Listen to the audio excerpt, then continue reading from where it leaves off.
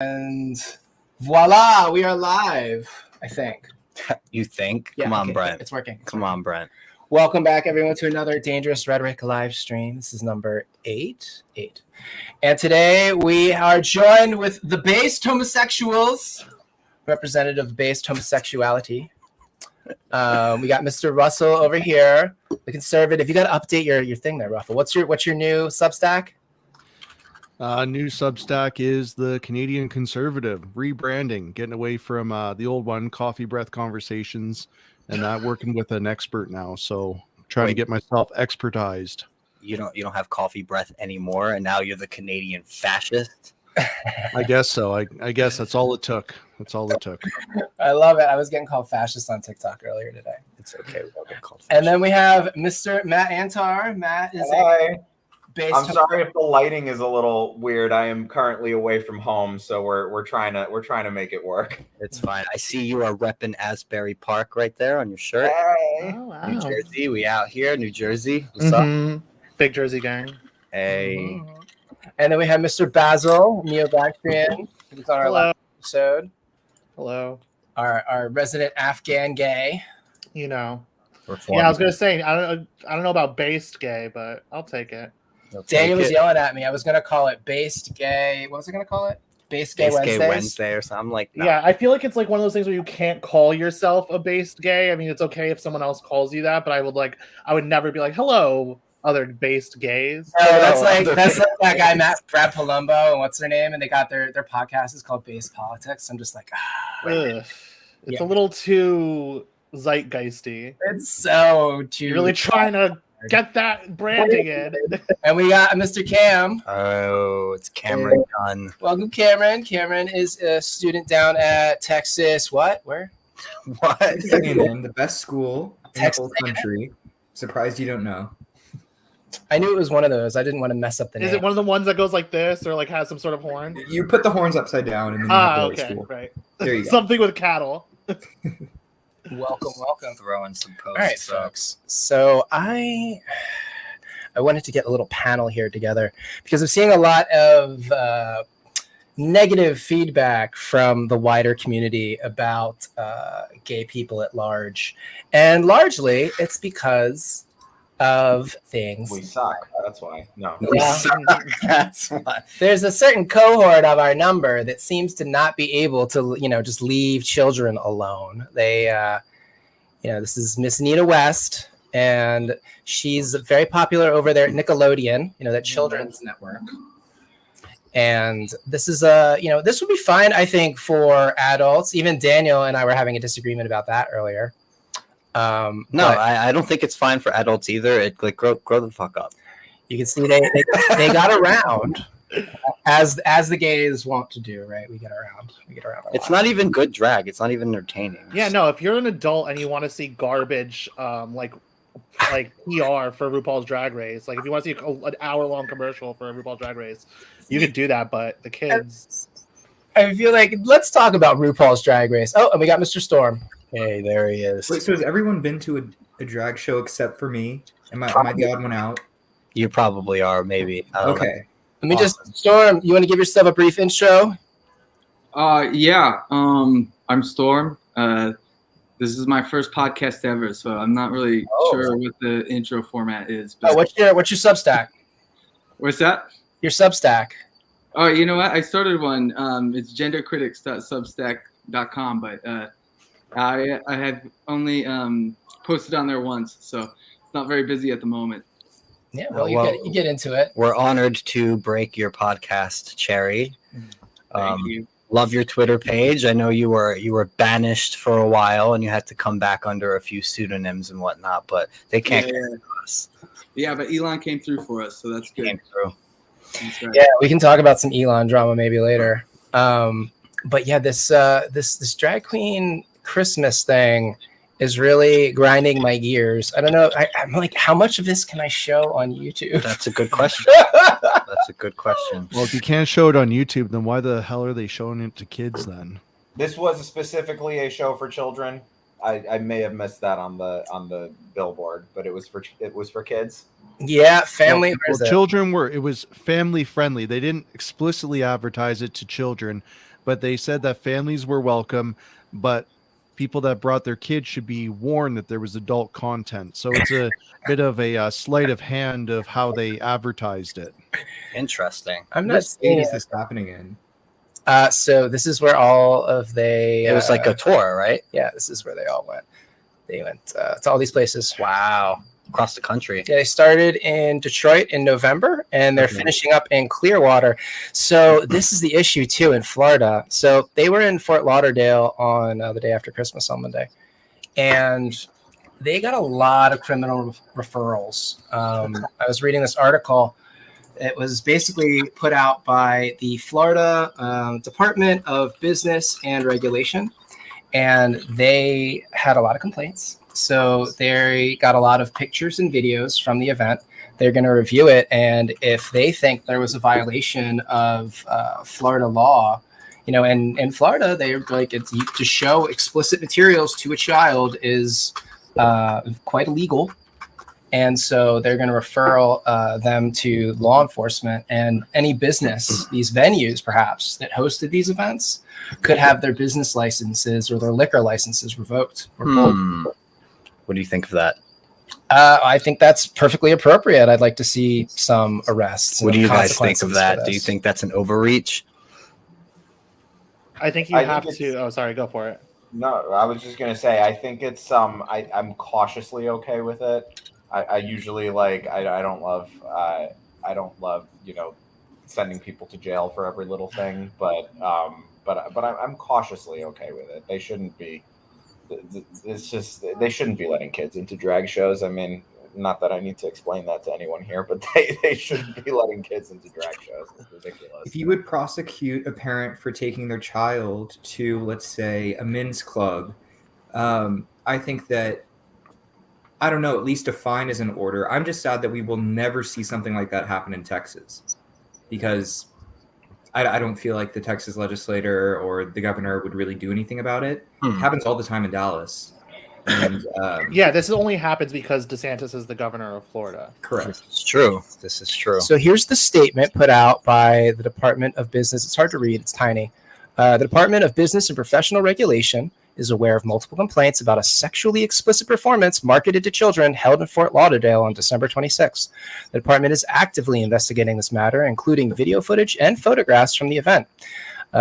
They will, like in other cases, take action. Exposing children to explicit activity is a crime in Florida, and such action violates the department's licensing standards for operating a business and holding a liquor license. The department will share any collected evidence with the Florida Department of Law Enforcement for potential criminal liability. Department frequently makes conduct investigations in these matters upon tips by the public, and thanks the public for continuing to bring attention to these incidents. Investigation of such allegations will remain a priority and indeed are ongoing. Like, as much as I would want to see Nina West in a jail cell, I don't think that's like what's going to happen. No. This is just to discourage other from having similar, like, from this one promotional company too that does all the ones specifically for Drag Race, to stop having them come. It's like it's just optics, and as far as that's concerned, I 100% am for it. But I like the whole thing because it's like it kind of pulls back the veil. Like if we do get into it, where it's like these drag performances where you see where it's like 20 alumni from the show, you'll see it's usually like made by like the same 2 or 3 production companies, and then it's like boom, you have a direct material linked from these performances, which people will like easily dismiss as like, oh, you're getting caught up in the culture war, to be like, oh no, this is like its own cottage industry of producing Democrats and raising money for Democrats, like Nancy Pelosi on the show, AOC on the show, Justin Trudeau on the show for the Canadian friend, Justin Trudeau judged the drag race competition in Canada. No, he just showed up for like 5 minutes. Yeah, he was definitely very it was natural for him. He's very well known in Canada for wearing costumes. He really enjoys his costumes. So he was kind of in his prime. He was in his natural environment. He didn't get a chance to wear woman face or black face or anything like that. But Not this he was time. definitely in his natural environment. But in those 5 minutes, he did get to push open borders. The whole 5-minute segment that he was on, I watched it recently, was very much open borders. Can everyone come to Canada and be a Canadian? especially if you're LGBTQIAOPP2+S, whatever. Oh, and look who it is, Mr. George. There he is. Girl, I hope we're not getting feedback. Hello, can you hear me? I can, but I can also hear myself. Oh shoot, sorry. You are a little echoey. You might need headphones. Turn me down a little bit. Okay, this comes with the territory with live streams. Yeah, this is one of Especially the with 7 people. Good Yeah. on you Is guys. that better? testing 1 2 3. Oh yeah. Perfect. Okay, good. Yeah, George is another. What's up, boys? He's from Denver. Hello. He's a secret. Hello. This So I think is so that I have a. exciting. Oh, go ahead. Go for it, Cam. No, I think that the most important and I think most interesting question that we should be asking ourselves is, not why do drag races happen? I mean, this is they happen. Okay, whatever. I think it should be when a child is, and not all drag races are awful. Is what I've been told. I've never been to one, but when a child is exposed to explicit material, especially at a drag show, or at any show, beauty pageant, at a Hooters, whatever, I think we have to ask who is going to be punished for that behavior. Is it going to be the parents? Is it going to be the venue? Or is it going to be the people who are actually performing? So I want to hear y'all's takes on that. I vote venue. Venue seems appropriate. I think that the performers, while their decision to take the gig might be controversial, they can't necessarily control who the venue lets in. I think that the parents, I think you have to be really careful about taking a child away from their parents. But I think that the venue is a good spot to just be like, hey, if you're hosting a drag show, you need to check ID at the door and make it 18 plus, otherwise we're going to come in, we're going to fine you, we're going to ticket you, whatever. And then so the venue goes to the promoter, whoever's putting on the show, and says, look, it's 18 plus. If you want to do a kids show, take it somewhere else. And then they won't be able to take it anywhere else in the state because, I think that's my Yeah, opinion. to your point, we had a long discussion about this topic specifically with Kitty Demure on one of our episodes a couple months back. And, one of the things that he talked about was that, most of these performers who are taking these gigs, they just want to make a buck. They just want to make money. It's probably not likely that most of them are predators or something of that sort. Granted, some of them are, and some have been caught with records and stuff, especially the ones who are reading to kids for drag queen story hour and that sort of thing. There were a few who got caught and they had background checks, run on them and stuff. And it's oh, you have a history of this stuff. But, for the most part, he's a lot of them they're just taking the gigs, because they're going to take whatever gig they can get to get money. I kind of think all three parties need to be held accountable to some extent. I don't know what that would look like, because I think the parents are ultimately responsible, for they're the ones who bring them there. I think they're the ones who let them in. Legally, we can censure the businesses that host or that generate the content, and culturally, we can condemn the parents and the performers. Socially, I think that's enough. We can just. The thing is, with a lot of these things, we end up talking at the midway point of the slippery slope, where it's if this never happened 10 years ago. 10 years ago, it was not a thing for you to bring your kid to drag queen story hour, drag queen anything. We have to ask ourselves, why is that constantly happening in this moment? And instead of just being all right, well, we just take for granted that you bring your kids to drag queen story hour. Let's talk about how we punish you. On the punishing thing, it's the only parents, I agree with you. You should be very reticent about giving the state the opportunity to punish parents for how they choose to raise their children, because the family unit should be less penetrable by the state. But it's the only people who would be vulnerable to that type of attack by the state in this current moment are people who are my political enemies. It's going to be awfuls, affluent white female liberals who want to virtue signal using their children. So the only people who would be implicated by that type of punishment are my political enemies. So I don't really care about that. But I want to get back to the thing where it's the only reason why we're having this conversation is because for the past 10, 15 years, they've been trying to teach your kids in the schools that they could be born in the wrong body. Yeah. Kids are not retarded. They know that they can't become girls. So when the genderqueer elementary school teacher can't convince them, what do? Bring out the big guns. You bring out the drag queen to read them the storybook about the blue crayon who thinks he's red or whatever. Yeah. I think you're right that there is a connection there between like using drag shows and drag story hour and these sorts of things as a way to kind of convince these kids of the whole trans ideology thing. I don't know how deliberate that is on everyone participating. I do think a lot of people just it's just that niceness. Like we talked about this, Basil, on the episode you were on, just this culture of like, just be nice, just play nice. And I think people have a lot of good intentions with that stuff, and just being nice and playing nice all the time and not bringing some more masculine energy into this and just saying, well, no, let's not be nice. Let's draw a line here. That's why it has gone as far as it's gone. I think there probably is an agenda though. Like, yeah, let's Storm. You look like you want to say something. It's probably not very popular. I think it's honestly like, when parents take their kids to these things, I think they're just doing, I think they think they're exposing them to culture and they can kind of virtue signal with it. I don't think it really is anything that's, I don't think they intend to harm their kids or indoctrinate their kids or anything. I think it really does just come down to they think they're doing the right thing. So I'm kind of reluctant to think that anything should be kind of punished on the parents, but I also don't think it's terrible if a dad takes his kid to like Hooters or whatever, you know what I mean? So I'm kind of like, whatever your parenting style is, I'm not going to judge it. I'm not a parent, you know what I mean? And I don't think the government should jump in on that. I agree that like culturally, maybe we should like discourage, kids that drag. But I don't think it's like a punishable thing on the parents. And I don't think that they're doing it to be malicious or that there's really an agenda.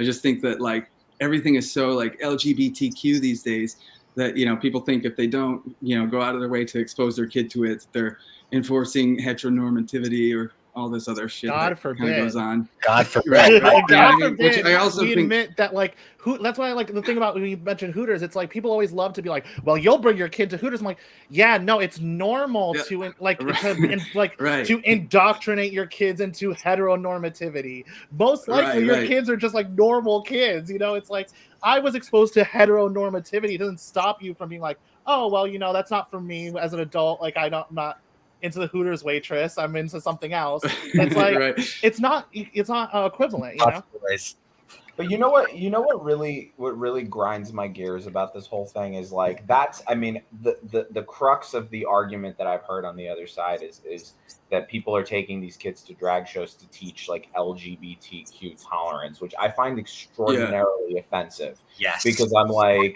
Offensive. Drag queen does not have anything to do with LGBT. Drag is a type of performance that heterosexual people do from time to time. It's not very often, but there are straight people. Women nowadays. And like and I'm like one has nothing to do with the other. You want to teach LGBT tolerance, then introduce your kid to a family that has two dads. That's a way to teach LGBTQ tolerance. There's no reason. Yeah. There's no reason to conflate drag and LGBT culture, because drag is just it is what it is. It's like it's an adult type of performance. Yeah. It's definitely connected to quote unquote gay culture, but it's a very specific like subculture. It does not represent us. I agree with you in that. Like, what are you teaching kids if you're teaching them that, hey, this is gay culture? Like, what you're teaching them that we're clowns, right? It's like, or that like all gay people, all LGBT people like drag or do drag or have anything to do with drag whatsoever. Like, it's just so much of what is considered part of our culture revolves. Murray and Peter, that's one of the production companies I was mentioning earlier. Sorry. Revolves around sex, and I understand that because the whole gay liberation and all that stuff. The whole point was like, we don't want to be condemned for the type of sex we're having, which is a private thing, and I think a lot of that should remain rather private. So I understand why so much of the culture revolves around sex.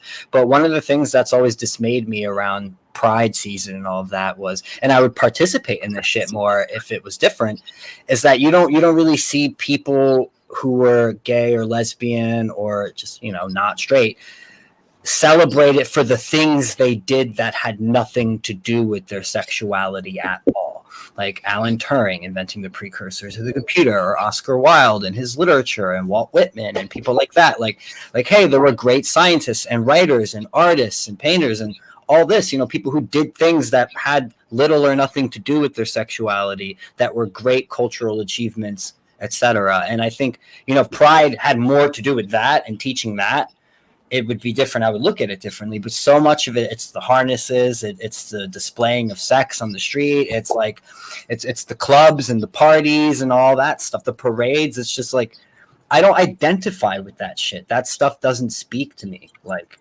right. And what if I came into some kid's classroom like bare chested with a harness on and be like, well, you have to accept that because it's gay culture. I'm teaching tolerance. Teaching. Like nobody They probably would pay you out. Month. I'm sure that you could do it. They pay you out. You'd be on tour. I know I could make some fucking money. I should probably consider it.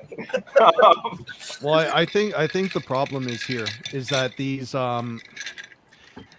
and I know it's not all just woke white wine mommies and that, but that's kind of my thing here. Is like it's these fat, dumpy kind of woke, generally for whatever reason, white wine moms that watch RuPaul's Drag Race and they say, "Oh my God, those men dressed up as women, they look so pretty," and that. And look, they're kind of catty. They represent things I wish I had in my life, but no, my life is crap and shit and all that sort of stuff. Sorry, I don't know if I can swear on this or not. You can. But what is there to be desired there? Fake breasts? But Or a bunch of wine like. But what they do is they see that, right? And then what they do is they're like, wow, this is so much fun. This is so inclusive. Now, they've never actually been to a drag show. They see RuPaul's Drag Race and they see the sanitized version, and that they haven't gone to a club and watched, a drag queen get a line of ketamine sniffed off of her or whatever. And that, it has not seen the kind of the raunchiness that goes with it, the cattiness, the drug use. They just have this very Puritan idea, and they kind of equivalent almost to clowns. But clowns actually go to school, and they are vetted, and they are heavily vetted, and they get trained in child psychology and things like that for entertainment purposes. Drag queens literally entertain adults. Yeah, I so didn't know they that. see this, and they're like, "Well, I want my kid to be involved with this. I'd like to bring my kid to it." And they think it's going to be some sort of event that where it's going to be equivalent to being on the show almost. I think you're right but I think you're right that they have this sanitized view of it. And this was one of the other things we talked about with Kitty Demure on the show, because Kitty's a drag queen and knows what that culture is like, especially the underground, the behind the scenes stuff that goes on. It's very sexual. There's a lot of drug abuse. There's a lot of behavior and stuff there that isn't something you would want to teach kids, for sure. But they don't realize how intertwined that stuff actually really is with drag culture. And it's belongs in clubs. It belongs in adult clubs. Well, this is the thing that's like a holdover from the whole gay rights movement as a thing, is that women, like Russell was saying, women have an idea of gay men that is extremely sanitized and one-dimensional, whereas they think, like, they'll see these theater kid kind of gays, like drama gays in New York City, and think, oh my God, he sings and dances and he dresses so well and da-da-da-da-da, and he's my sassy gay friend, without realizing, like, sweetie, go click on his Twitter, he's gaping on Twitter with his OnlyFans. Like, they keep that completely separate and they don't think about that at all. But it's like, really, what is the thing that binds us as a quote unquote community? Like, because like I said when we were talking last, I kind of reject the whole idea of like a quote unquote gay community. The thing that binds us all together is our predisposition, our proclivity towards hedonism. So it's like, it's hard to be like, oh, we want to just promote like gays as this thing where it's like, oh yeah, you could be a gay doctor and a gay this and a gay that. And it's like, well, the thing we all have in common, we all have vastly different political opinions, vastly different whatever. The thing that connects us all together is that seedy thing that we all want to everyone to stop talking about, so that people can live their lives. If they want to partake in the seediness and the hedonism, they can, but it's not so tied up with the LGBTQ industry that is like an auxiliary of the Democratic Party that it's thrown in people's faces. Yeah. Okay, hold on. There's a comment. It says, "Don't teach LGBT or Christian culture. Leave it to the parents." Let's teach Christian culture. Yeah, the state's going to have a religion. I would much rather have a pastime or hell, I don't know. And I know it's leave it to the parents, but I think it's kind of impossible not to teach Christian culture. I mean, when you say like all these values and Christian values, the values that these, this nation was founded on. I mean, I think that should be taught. I also think that LGBT, I don't think history, whatever. But I mean, that should also be taught in schools from a historical perspective, not at the appropriate age level. Well, but correct, I do agree with you in that Christian culture, it's foundational to you're not going to tell a 3-year-old that Jesus got crucified on the cross, right? And you don't go into detail what that means. You just say that he died for our sins, and then you move on. Of course, it has to be age appropriate. I'm talking high school. No, I think that both of these things should be taught. I think that, I think someone else said it. What's the problem with all this is when you have someone showing their gaping asshole on stage to a bunch of 13-year-olds, then it becomes a problem. They keep on the Twitter. That they keep on the Twitter. I know the 13-year-old doesn't want to see that. That part they keep on Twitter. They present themselves as fully polished in the show, in the PR campaign, in the whatever. Polished. Yeah, exactly. But if you go to the Twitter, if you go to the alt Twitter, if you go to the whatever, that's where it's like, sweet, we all know what's going on here. Like, it's fucking filthy. Yeah. I was gonna say that the one thing we can teach is, the Christian values and principles upon which the country is founded. We have very basic, our whole sense of justice comes from the idea of Sodom and Gomorrah, and that it's better to let guilty men go than to punish the innocent. So that's why we have a justice system that's set up the way it is, that leans so heavily in favor of the accused so that they have an opportunity to prove their innocence. It goes so much deeper than that, dude. Our sense of literacy comes from the Bible itself. Yeah, it's based on the logos. Yes. So it's just like you really can't, you can't just wipe these things out. Yeah, you can't. And I think they should be taught, like Cam said, at appropriate age levels, just like the LGBT stuff. I mean, that stuff historically, yeah, we could teach that in high school. I think, there is a level of that they should understand, especially when you look at civil rights movement and all this stuff, because it's like, it happened. It explains why the country is where it is today. So you have to have that context to understand it. But if these people on the left are arguing that context is so important, it must be taught in schools, then why the hell is the Christian context not important? Or in fact, way more important, because it's way deeper and more foundational. It's older than the US, older than all the other European nations. So it's like, we definitely should be teaching that a little more heavily, perhaps. And it doesn't have to be in a preachy, indoctrinating way. It can be in a historical Communists way. don't like old. Well, no, they hate it. Communists hate Christianity too. Like, guys, come on, guys. I got told today that saying the word commie or referring to things as communist was boomer language. Boomer language. It's like, you're doing a communist thing right now. Yeah. I want to. You're being a dirty fucking commie in this fucking moment. I want to hear it from George a bit. I feel like he's sitting there. He's kind of thinking. We haven't heard from him very much. What I know about George is you are very much I guess what we would call a disaffected liberal, correct? So you've kind of come more from that lefty LGBT culture side, and over the last few years, you found yourself disaffected. Also, George, much like Mr. Matt Antar, is a performer. The theater kids, they're everywhere. You've ruined everything, guys. If there's one thing I know, it's jazz hands.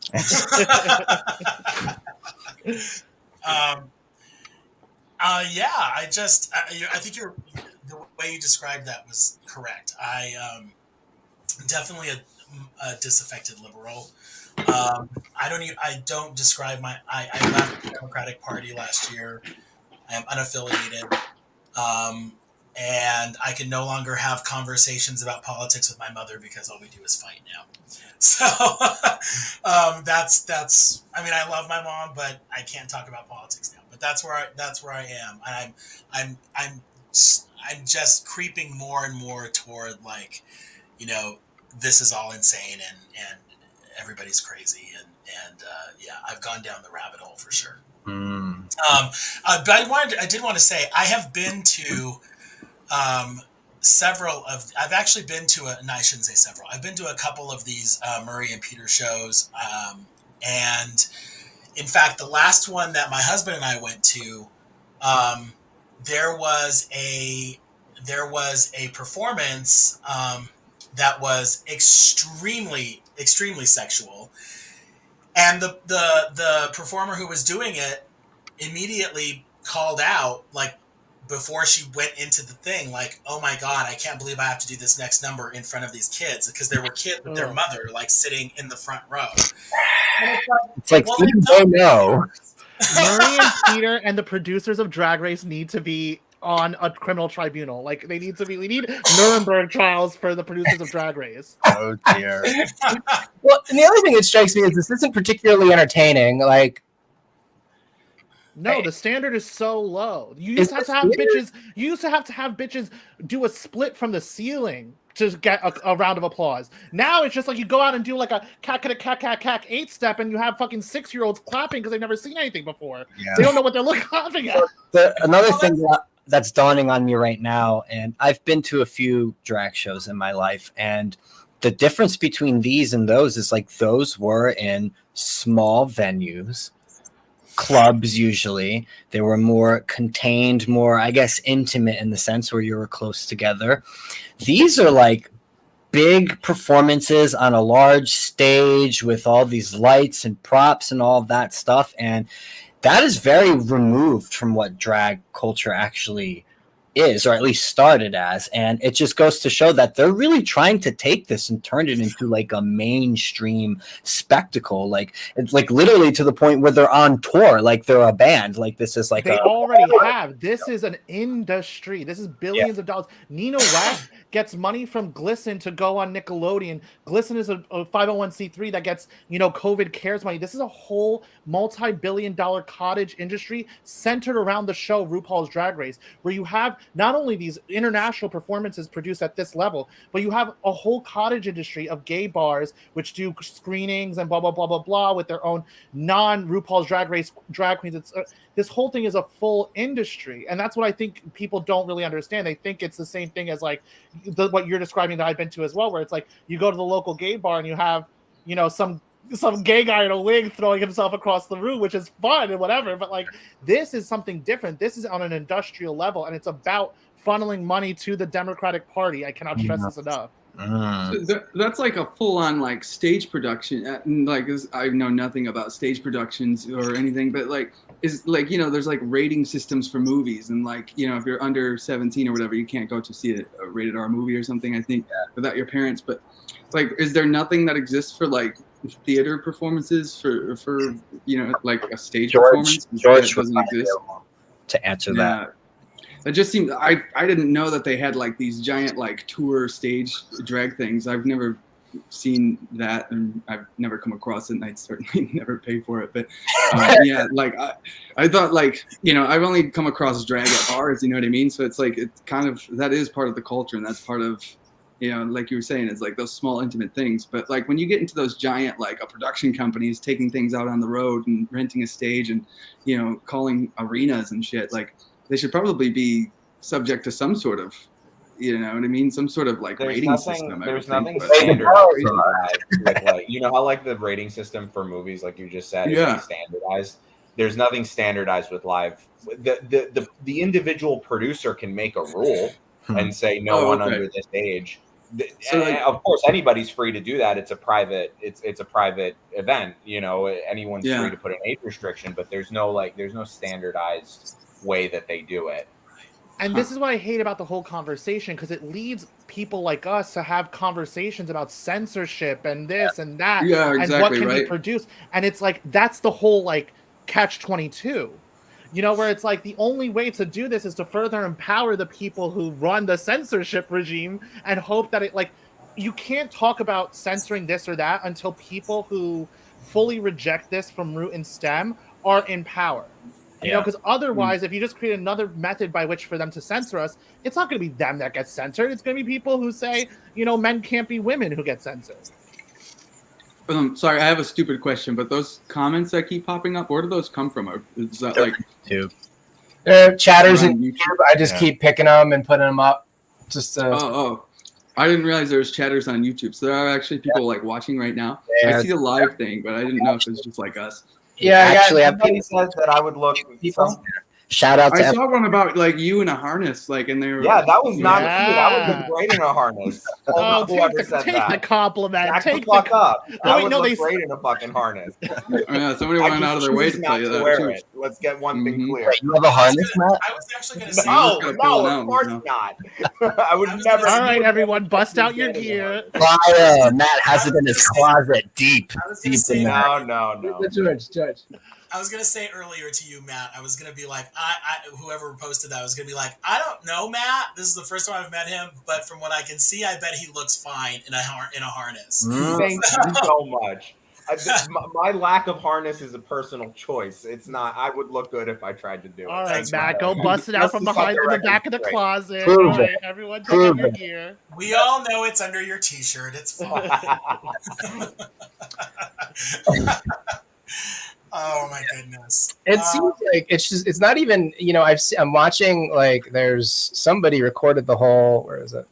Recorded the whole, like, New York version. So there's like an hour, 10 minutes of it. And it's just like a normal, I guess what would be normal drag, except they have this whole like production thing behind it, backup dancers, costumes. And of course it's Christmas themed and open to children, which is not standard for drag. That's the thing that they want us obsessed with, like this downstream. Oh, Oh Lord, have mercy. shouldn't say that. Yeah, Whoopsies. careful. No, but they I really wonder- have us fucking bickering on over YouTube. this fucking It's doing downstream that cool thing, content.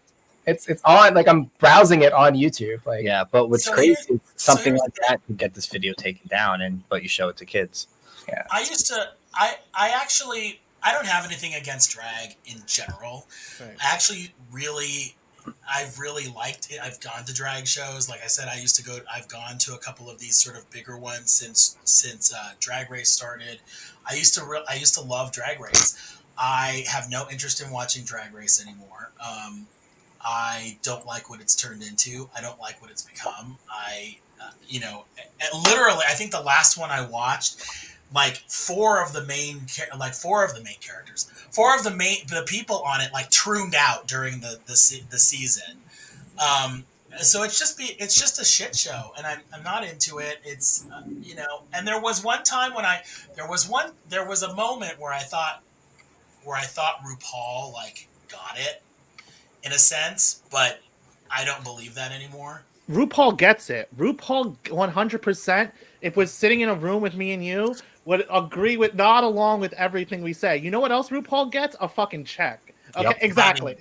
RuPaul knows when to shut the fuck up. I'm telling you, these fucking 4 producers need to be put in fucking a Nuremberg trial, because that's the thing. It's like, I have no problem with drag either. I love Drag Race. Drag Race was over the second they put a woman on there, but I have no problem with Drag Race itself. And that's the problem too. It's like, whenever you have this conversation, because we're talking about the downstream Drag Race kids bullshit, we constantly get framed as being like, oh my God, you're prudish reactionaries. It's like, no, I'm a faggot. I love hedonism as much as the next faggot. But the thing is, drag has been fully co-opted into this political money laundering scheme that you cannot ignore, and to ignore it is to only help the people who want us to get a little something in your arm, or do this or do that, or support Ukraine or do the other thing. It's all connected, and it's like you can no longer pick these things apart and say, I love drag. It's like, I love drag too, but and that's Wait, the I thing. have a question. You said they put a woman on Drag Race. How does that work? Oh, a season 13, they had a woman who chopped her tits off to go a woman pretending to be a man. So she was a woman pretending to be a man, pretending to be a drag queen. So wait a minute. This is like female to male trans. Yeah, trans. Wants to now dress like a woman. Yeah, for her songwriting challenge, her line was like, got back, was born a girl baby, and I literally had to like clutch my chest and be like, I'm gonna fucking like throw up. It's like, you literally chopped your tits off to get on a show for impersonating women.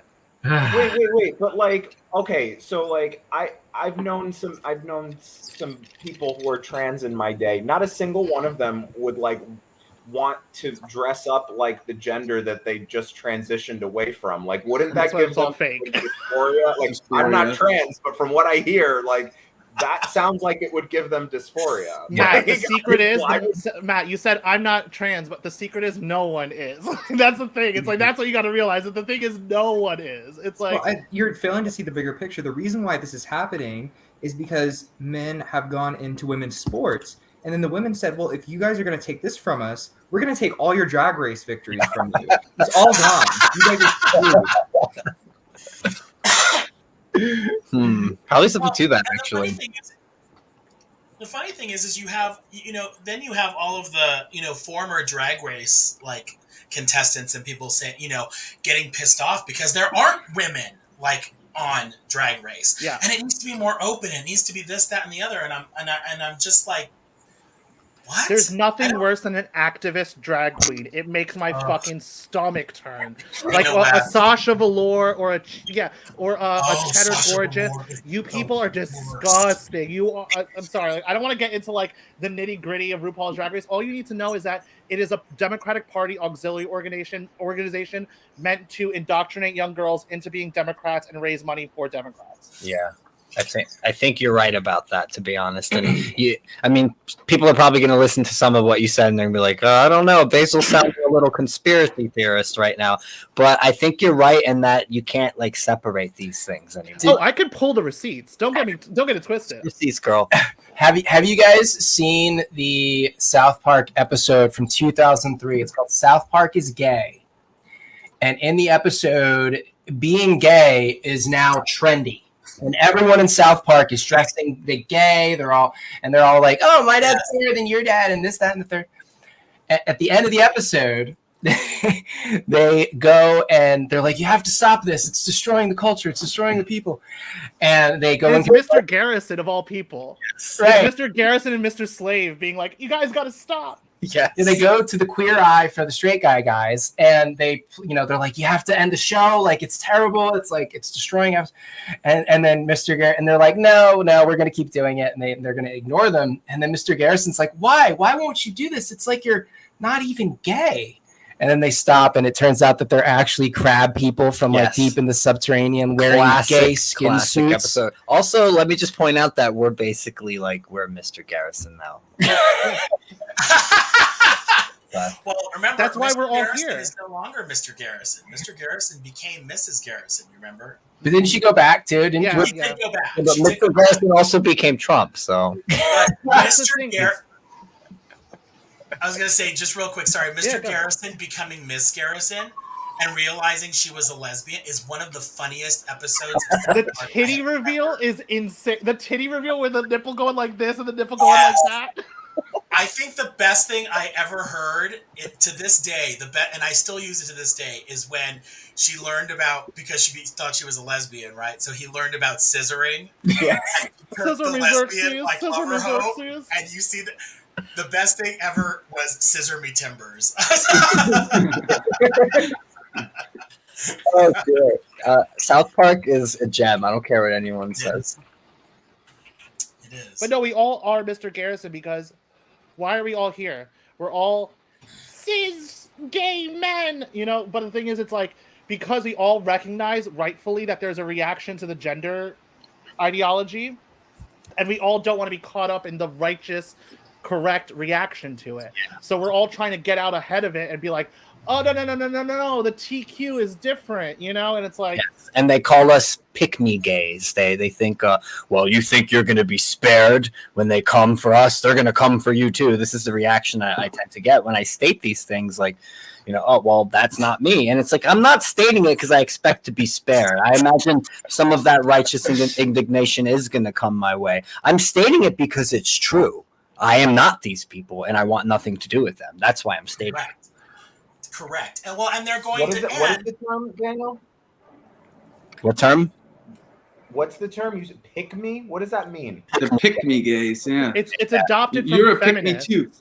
That the conservative. Tell me what it is. If I'm one of them, tell me what it is. Their argument is that we're dying to be accepted and picked by the conservatives and the right wingers and have them accept us and bring us into the fold. I'm not like the other ones. I'm not like them. Pick me, and So their argument is that we're only saying these things to be accepted by those people. It's what Oh, so feminists the- used to call non-feminist women. So because these people are basically an outgrowth of feminism, they call us pick-me gays. Yeah. All right, we have a request really quick though. That's really important. Moo Moo Furry Boogity said, "I need someone to say community like Josh Slocum does." The community, yeah, the LGBTQIA community. Yeah, there you go, man. Did Just you for see you. the latest the disaffected podcast that he put up for this last week because he didn't have a full show? I missed it. So one of the things that I love that I've been friends with Josh for years. We're friends from college. So this is something he's done for years, and so when he does it, it makes me laugh every time. Whenever he's reading something and he thinks something stupid, it's blah blah blah blah. So drag queens got blah blah blah. That's the level of seriousness you need to take these people. You have to be like, you Yes. are not serious. You pretend to not know what a woman is. So I'm not going to take you seriously about anything. You should not listen to anything about anyone about anything if they pretend in your face to not know what a woman is. Period. Point blank. We're a man because they're erasing us too, man. Yeah.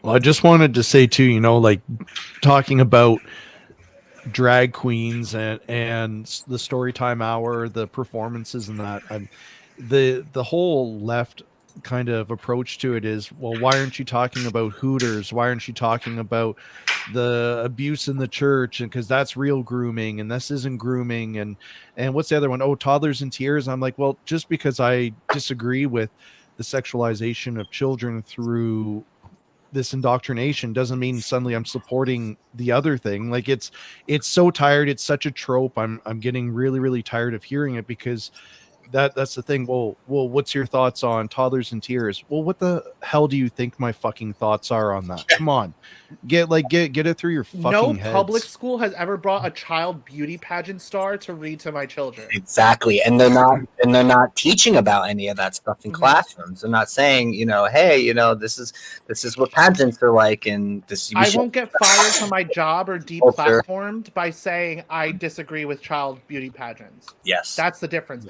I won't get deplatformed or fired from my job for saying, yeah, I think it's weird. I don't think it's weird to take your kid to Hooters. Hooters has great wings. I don't think it's weird. I won't get fired or deplatformed for saying don't take your kids to Hooters. I will get fired and deplatformed if I say do not teach my children in public schools while I am at work that they could be born in the wrong body, because no one is born in the wrong body. And I think that bothers me too, because I'm like, people always try to like.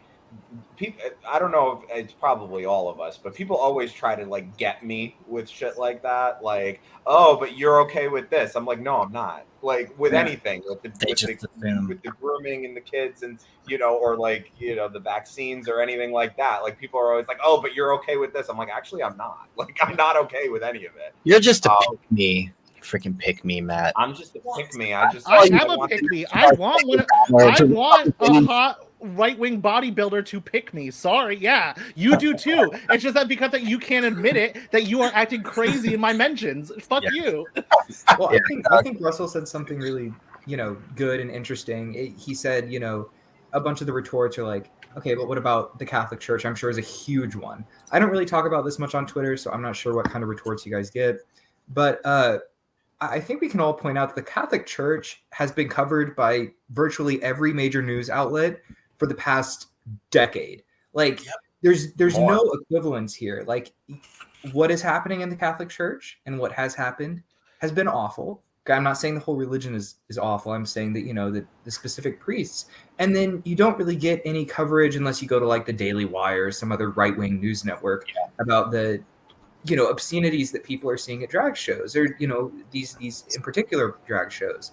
So just because I'm not going to cover something that is brought up constantly every single day by pretty much every single major news media outlet, and I'm going to focus on my own thing that's not being focused on, doesn't mean that it's an endorsement of that other thing.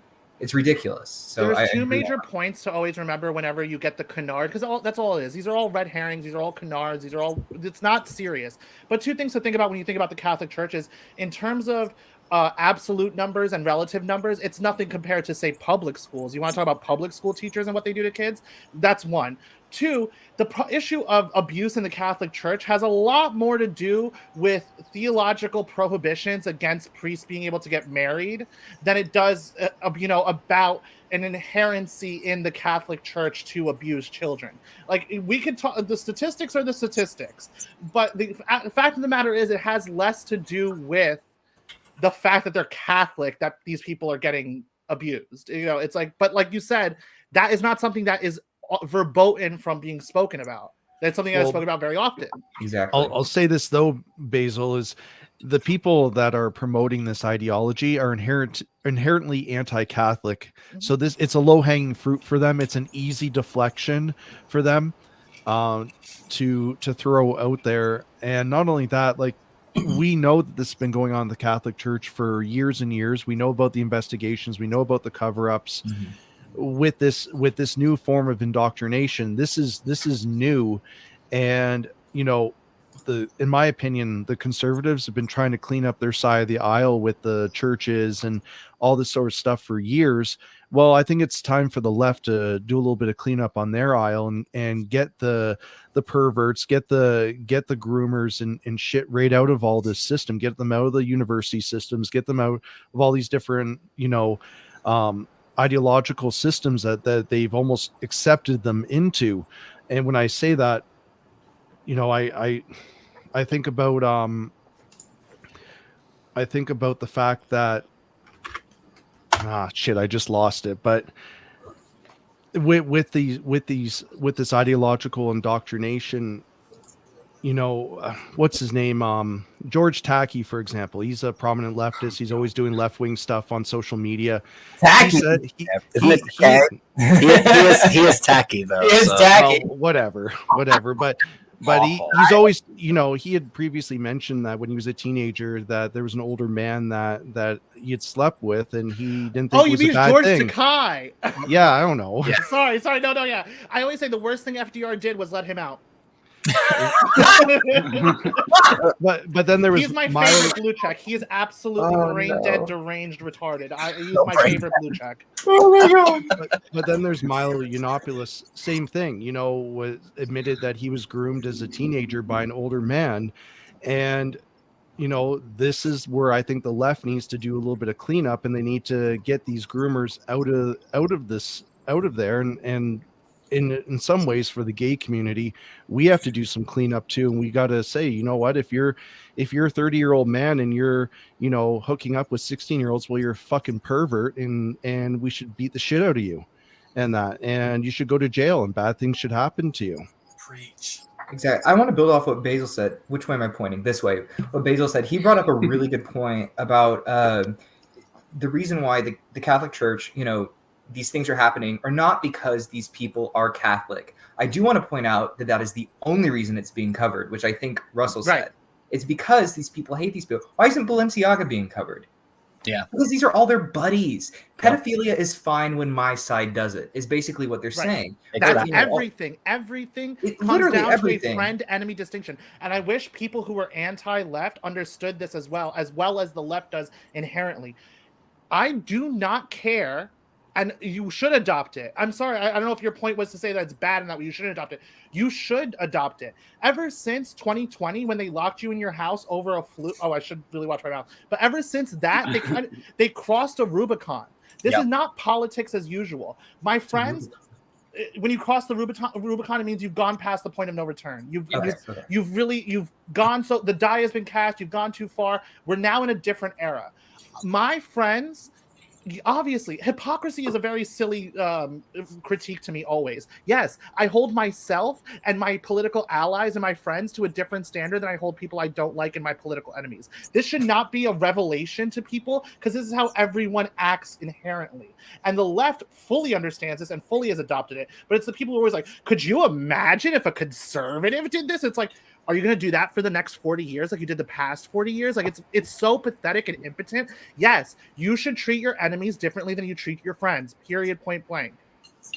It's like who's that gay guy from New York, the Republican person? who lied a bunch and everything. Oh, I'm Jewish. I'm Jewish. I'm Jewish.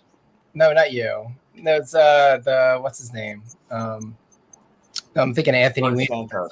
He's straight. Wasn't it Santos? George? George Santos. Yeah, the guy who's I like, thought yeah, he was no, I'm white. Jewish. Yeah. Oh, I missed that. What? Somebody want to explain that controversy real quick? I have no idea what you're talking Well, about. I think the whole big picture behind it is that personally, when I look at this and I see, conservatives do bring this up a lot. Well, imagine if a conservative did this. Basil brought up correctly that nobody gives a shit, right? When people say this.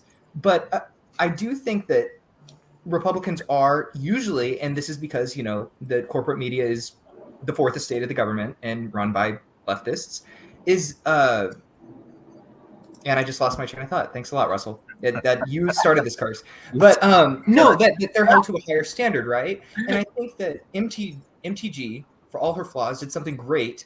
And no, I generally, I don't know. Anyways, she's a whole different topic. But So we have a very special guest in the chat. Not Miss Andy, Oh, not wow. Miss Andy, girl. Thank you very much for joining us. If you want to pop in, man, feel free. But we're going to keep chatting. I'm starstruck. Yes, He got needs it. to I got come it in in here. here and regale us in his accent. I need to hear him give his opinion about drag queens in his accent. Be like, actually, I don't really like the drag queens. Some of the chatters brought up this point that this sort of drag culture being mainstream is like undercover Marxism.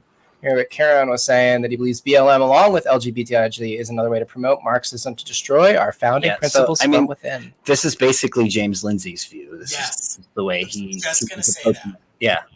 I think he's onto something. I think he's correct. There's definitely a sort of cultural revolution taking place, and this is much bigger than just the LGBT stuff and BLM and all of that. It ties into critical race theory and all of this other stuff. It's all tied together. And then the Great Reset, right? The lockdowns, that Basil brought up earlier. We have definitely crossed the Rubicon. This is not politics as normal. I agree with your statement there. I agree with that as well. And just to talk a little bit about James Lindsay for a second, I really, really like James. I don't know what you guys think about him. Love him. Big fan. I think he's fantastic. I think he's spot on in his coverage of what he's written about the ties with Marxism and as Karen wrote in this I'm assuming this is Karen or Kieran, I apologize, and BLM and LGBT ideology and the promotion of Marxism. I think that's spot on. But I would say if you haven't listened to his latest New Discourses podcast, it just came out yesterday. He goes into what's been happening with him personally on Twitter. Yes. And in terms of what he calls a struggle session. Yes. And Let's talk about that a bit. Phenomenal. So, for anyone who doesn't have background on that, basically what's happened, and Brent and I were at this conference where these pictures were taken. This was the Better Discourse Conference in Fort Worth, Texas. So we were actually there. We actually sat and we had dinner we had lunch with James, with Nikki Klein, with Colin Wright, with all these people. While this name dropping Clout Chaser. Clout Chaser. While this event was happening backstage, they took a few photos together. Jokingly, they were all hanging out for the conference and talking backstage, and so they took like a Breakfast Club parody photo, and then I think James took one man spreading with Nikki Klein, and they start using these photos on Twitter to accuse him of, basically supporting a groomer. They're saying Nikki Klein is associated with a known groomer and pedophile. And I don't want to go into the whole NXIVM thing and all of that. If anything, I'd rather have Nikki come on herself and talk about that stuff instead of just jumping the gun on it. But the point is, the struggle session thing, it's digital now. That's what's happening. And the whole thing, it's like, we're going to drag your name and we need other people to disassociate with you and to disown you. And that's kind of what's happening. I was chatting with him on Instagram a couple weeks ago, and James Lindsay told me, he said, there were a few people that I'm really disappointed in who basically didn't stand up for him and distanced themselves from him after that whole thing happened on Twitter. So it is kind of working. And it is exactly as he says. It is a struggle session. It feels like that. And he says in this recent podcast, these people, you know, the people that he's disappointed in, and even those he's, you know, even the people that aren't necessarily close to him, he's talking about, you know, the ones that he would get like DMs from, or messages like, you know, oh, you need to say something about this, or you need to do what he's pointing out. You're falling for this. Yep. You are falling for this. Don't fall for it. This is exactly what they're trying to do. They're trying to turn you against me by doing this. Don't you see? This is exactly what they want. And I just really applaud him for having the balls to stand up and be like, no, I'm not going to let this happen. And if I lose friends, I'm going to lose friends. But you know, and that's sad. But at the same time, it's like, this is exactly what else can we expect from social media, right? When these are not, you know, no offense to everybody who's here, but it's like, we talk about what are real relationships, right? And we have this idea that social media, that we're all like, that these are real relationships when they're really just relationships, right? So really interesting, really. Well, this is something For that the record, really quick, I would never throw any of you guys under the bus in a struggle session. I will not be commies in here. No commies. I will not be shamed and guilted and someone I associated with or had on my podcast or something. Nobody's going to tell me who I can talk to, what I can say. Nah. None of that. Nope. No. Well, this is the thing that Dan Brentley and I guess Russell has to keep in mind, is that the media is a marketplace. Okay, these are all media actors. These are actors in a marketplace. These things are not strictly social relations. These are social market relations. Okay, so as you guys progress this thing, I didn't want to be a media actor. That's why I limited myself to a limited series. But if you want to be a media actor, if you want to be in the media marketplace, you have to understand, if someone is selling a take, this is someone whose take and the selling of it takes priority over everything else. Yeah. And that's just something that you should always keep in the back of your mind. That, and also that all of the media market machinations, all of this type of thing, really boils down to who wants to fucking suck who. So that's two things that my piece of advice from having dipped my toe into the dealing with media market actors and doing this type of political media type of thing, is that you really have to be aware that a take seller will have one foot in the media, because that's where his bread is buttered. Yeah. And then also the whole thing of like who gets access to whom and who reaches out to whom and da-da-da-da.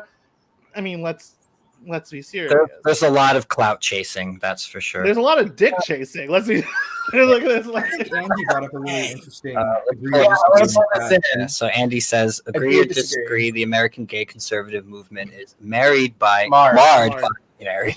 infighting and drama that makes it ineffective. Yeah, I mean, I think there is every single gay thing, when there were 3 or more gays involved that I've been involved in, has always ended in some type of drama. They beat on each other worse than Andy got beaten up by Antifa. Like, it's ridiculous. But drama in the gay movement? No way. There should be. Well, with the conservative movement, here's the problem with conservatives.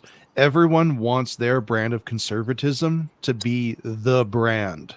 And that is the conservatives' biggest weakness. Liberals will accept little nuances, little differences, because they get it. They get the big picture. They're out to destroy their ideological opponents. And yeah, they'll engage in their own struggle sessions. They'll engage in their own, infighting a bit.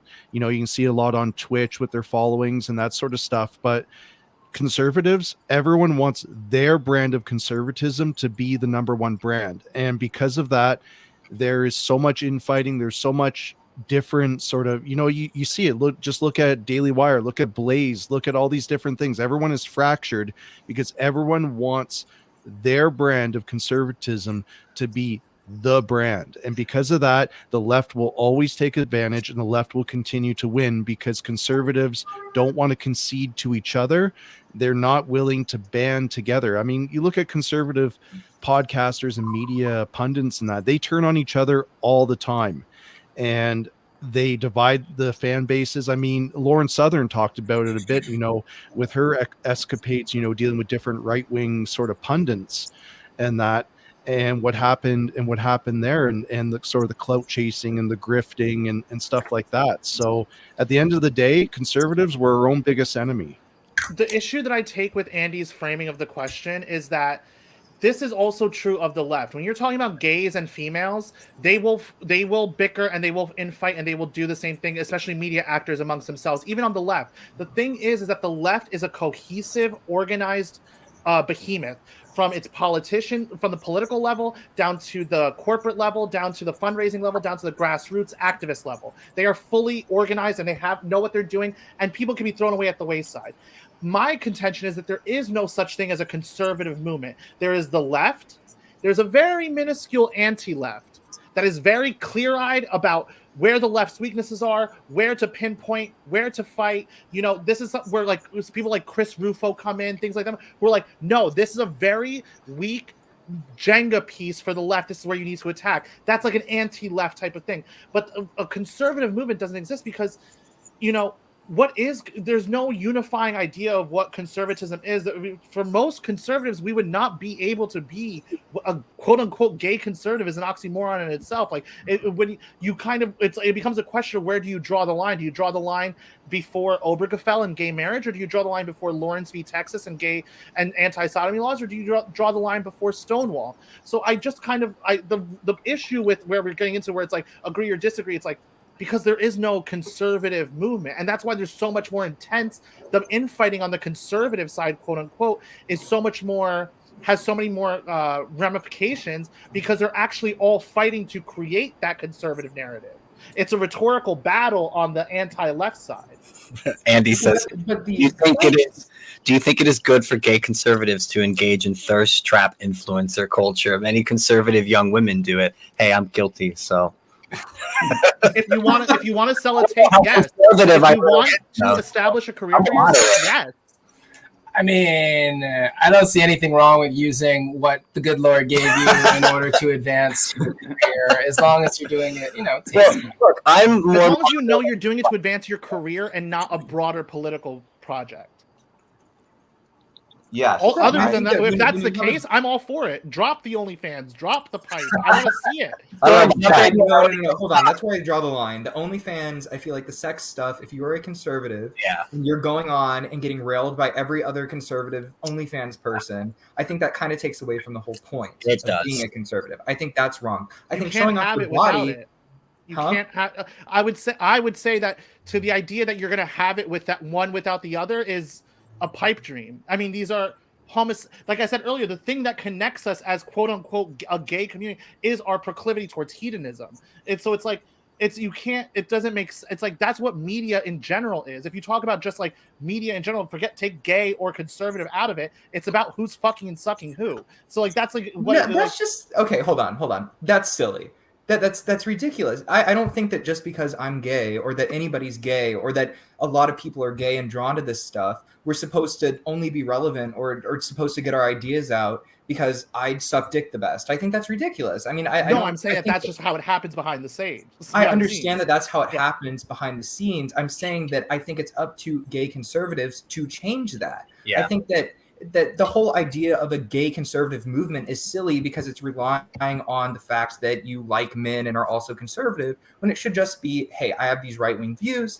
Here are my ideas. I think my ideas are really good. Let's go from there. I look, if you want to post thirst traps on Twitter and it's like not your whole penis out in your hand and whatnot, I think that's fine because your body is something that you're supposed to work on. And it's supposed to be something that you're supposed to be proud of, right? If you go to the gym and bust your ass every single day, that's different than getting railed 50 times on OnlyFans and then saying, hey, check out this social conservatism. I'm such a family man. Like, it doesn't... Yes, there is... I will absolutely concede. There is absolutely a difference in kind between the two things that you're describing. But yes, I will 100% concede that. Okay. My whole thing with both of those questions and this whole discussion is like that really gets to me about this entire discussion is that we're sitting here engaging in identity politics, and I hate that. That's true. That is the issue. I don't agree with what gay conservatives should do because they're a gay conservative. I don't agree that conservatives should X because they're a conservative. I don't think that gays should what because they're gay. I think that this is what the left does. Well, okay, if you're a polyqueer bunny, then you have to think this way. And like I just don't want to do that. Like I really and this is just me, but like I really judge people on an individual level. I completely agree with Matt here. I think we are very much falling into the same thing that the left does, and I definitely don't want to see that be something that just continues to rip this apart. Like maybe we need like just a new form of like populism, and that is definitely what Trump appealed to some extent. He was able to bring a lot of these more disparate groups together who were conservatives in their own ways, but obviously they weren't all the same. I mean, like log cabin Republicans are a little different than your other regular conservatives, right? But like we can have similar values and say, hey, we share a similar, say, like patriotism or a similar, value economically, or you can be gay and also value family. You can have family values and value traditional families and still say, I can't have a traditional family, but I value it and I see the importance of that. And culturally, I want to promote that. That's a conservative view in a sense, right? So we should be able to find some more unity in that sense instead of trying. This is why I say having a sexual identity is very analogous to having a gay identity. I'm sorry, having a gender identity, because you end up falling into this trap that Matt pointed out, where you're just organizing around a completely superficial aspect of yourself, where it's like, are we doing politics or are we doing social circles? Because if we're doing a social circle, yes, and it's very important how gays act and how we treat each other and how we're doing this and that and how we're presenting ourselves to broader society versus our hedonism behind closed doors. But if we're doing politics, then it's, yes, I want a moratorium on immigration. Yes, I want to oppose vaccine passports. Yes, I want to root out gender ideology, root in STEM, and that involves overturning Bostock.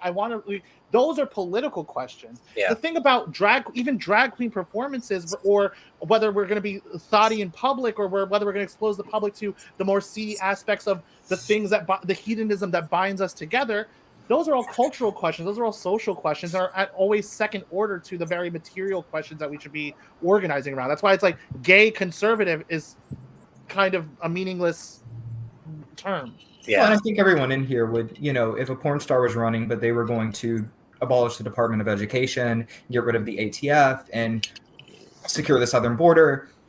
Trump is not a conservative. Okay. Trump is not a conservative socially. Correct. But he ran on building a wall and, getting us out of wars and this and that. And it's like, those are political questions. I don't care if he wants to suck and fuck with me. I care if he wants to kick out 11 million undocumented immigrants. Jump in, Storm. Yeah, let's get Storm to weigh in. He's been a little quiet. Our chat is wondering. I think I wanted to say, because I think Andy said something about there's a lot of infighting in the gay conservative movement, and I think infighting sometimes it's mistaken just for like general dissent and discussion. You know what I mean? And like maybe it's just the fact that now the so-called conservatives, which I kind of got lumped into by default just by not obeying everything that the liberals wanted me to say.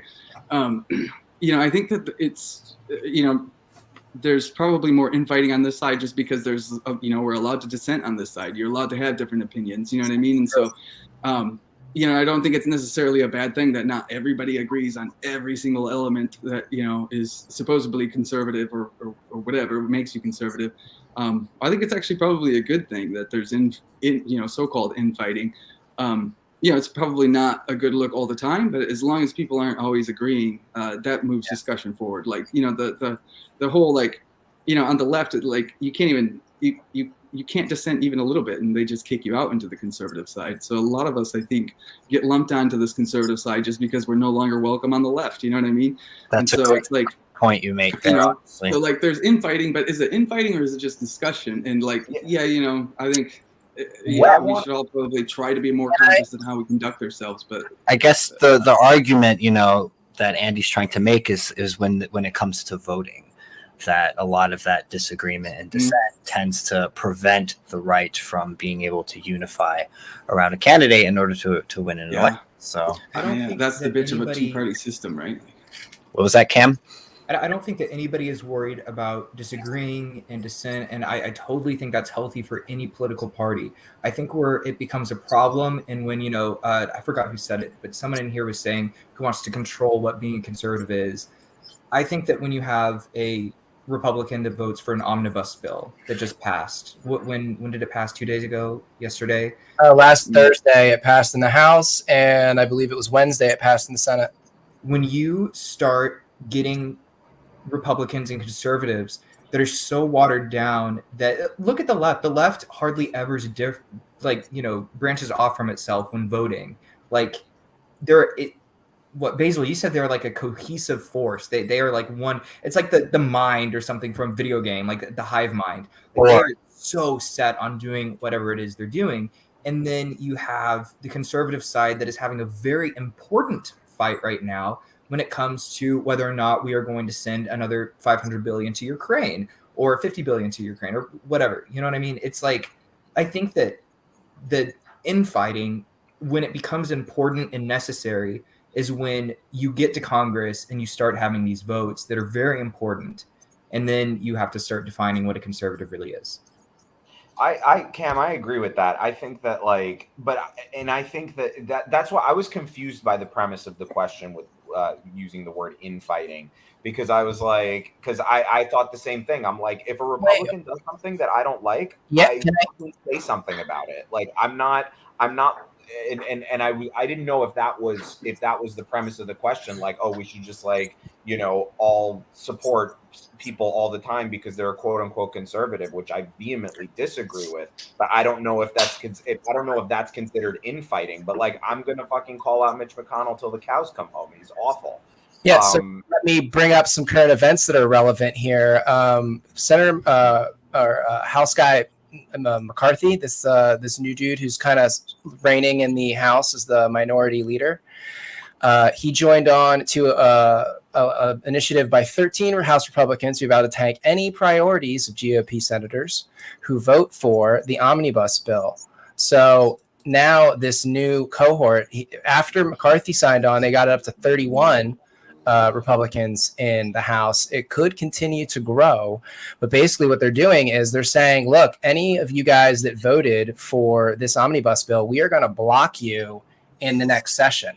So it doesn't matter if you're the leader, it doesn't matter what your legislative effort is, we are going to oppose you because you voted for this bill, and that's not conservative, it's not Republican.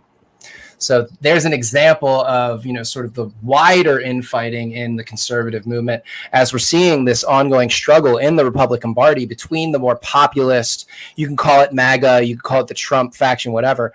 Frankly, I think Trump is actually waning now, but this new populism that is just over all of the craziness on the left is ascendant and is rising, and we have to support candidates like Marjorie Taylor Greene, like this Kevin McCarthy, all these fresh faces that are actually conservative and not these weird rhino infiltrator commie fakers like Mitch McConnell, Lindsey Graham, Liz Cheney, etc. Romney, Adam Kinzinger. I mean, the list is endless.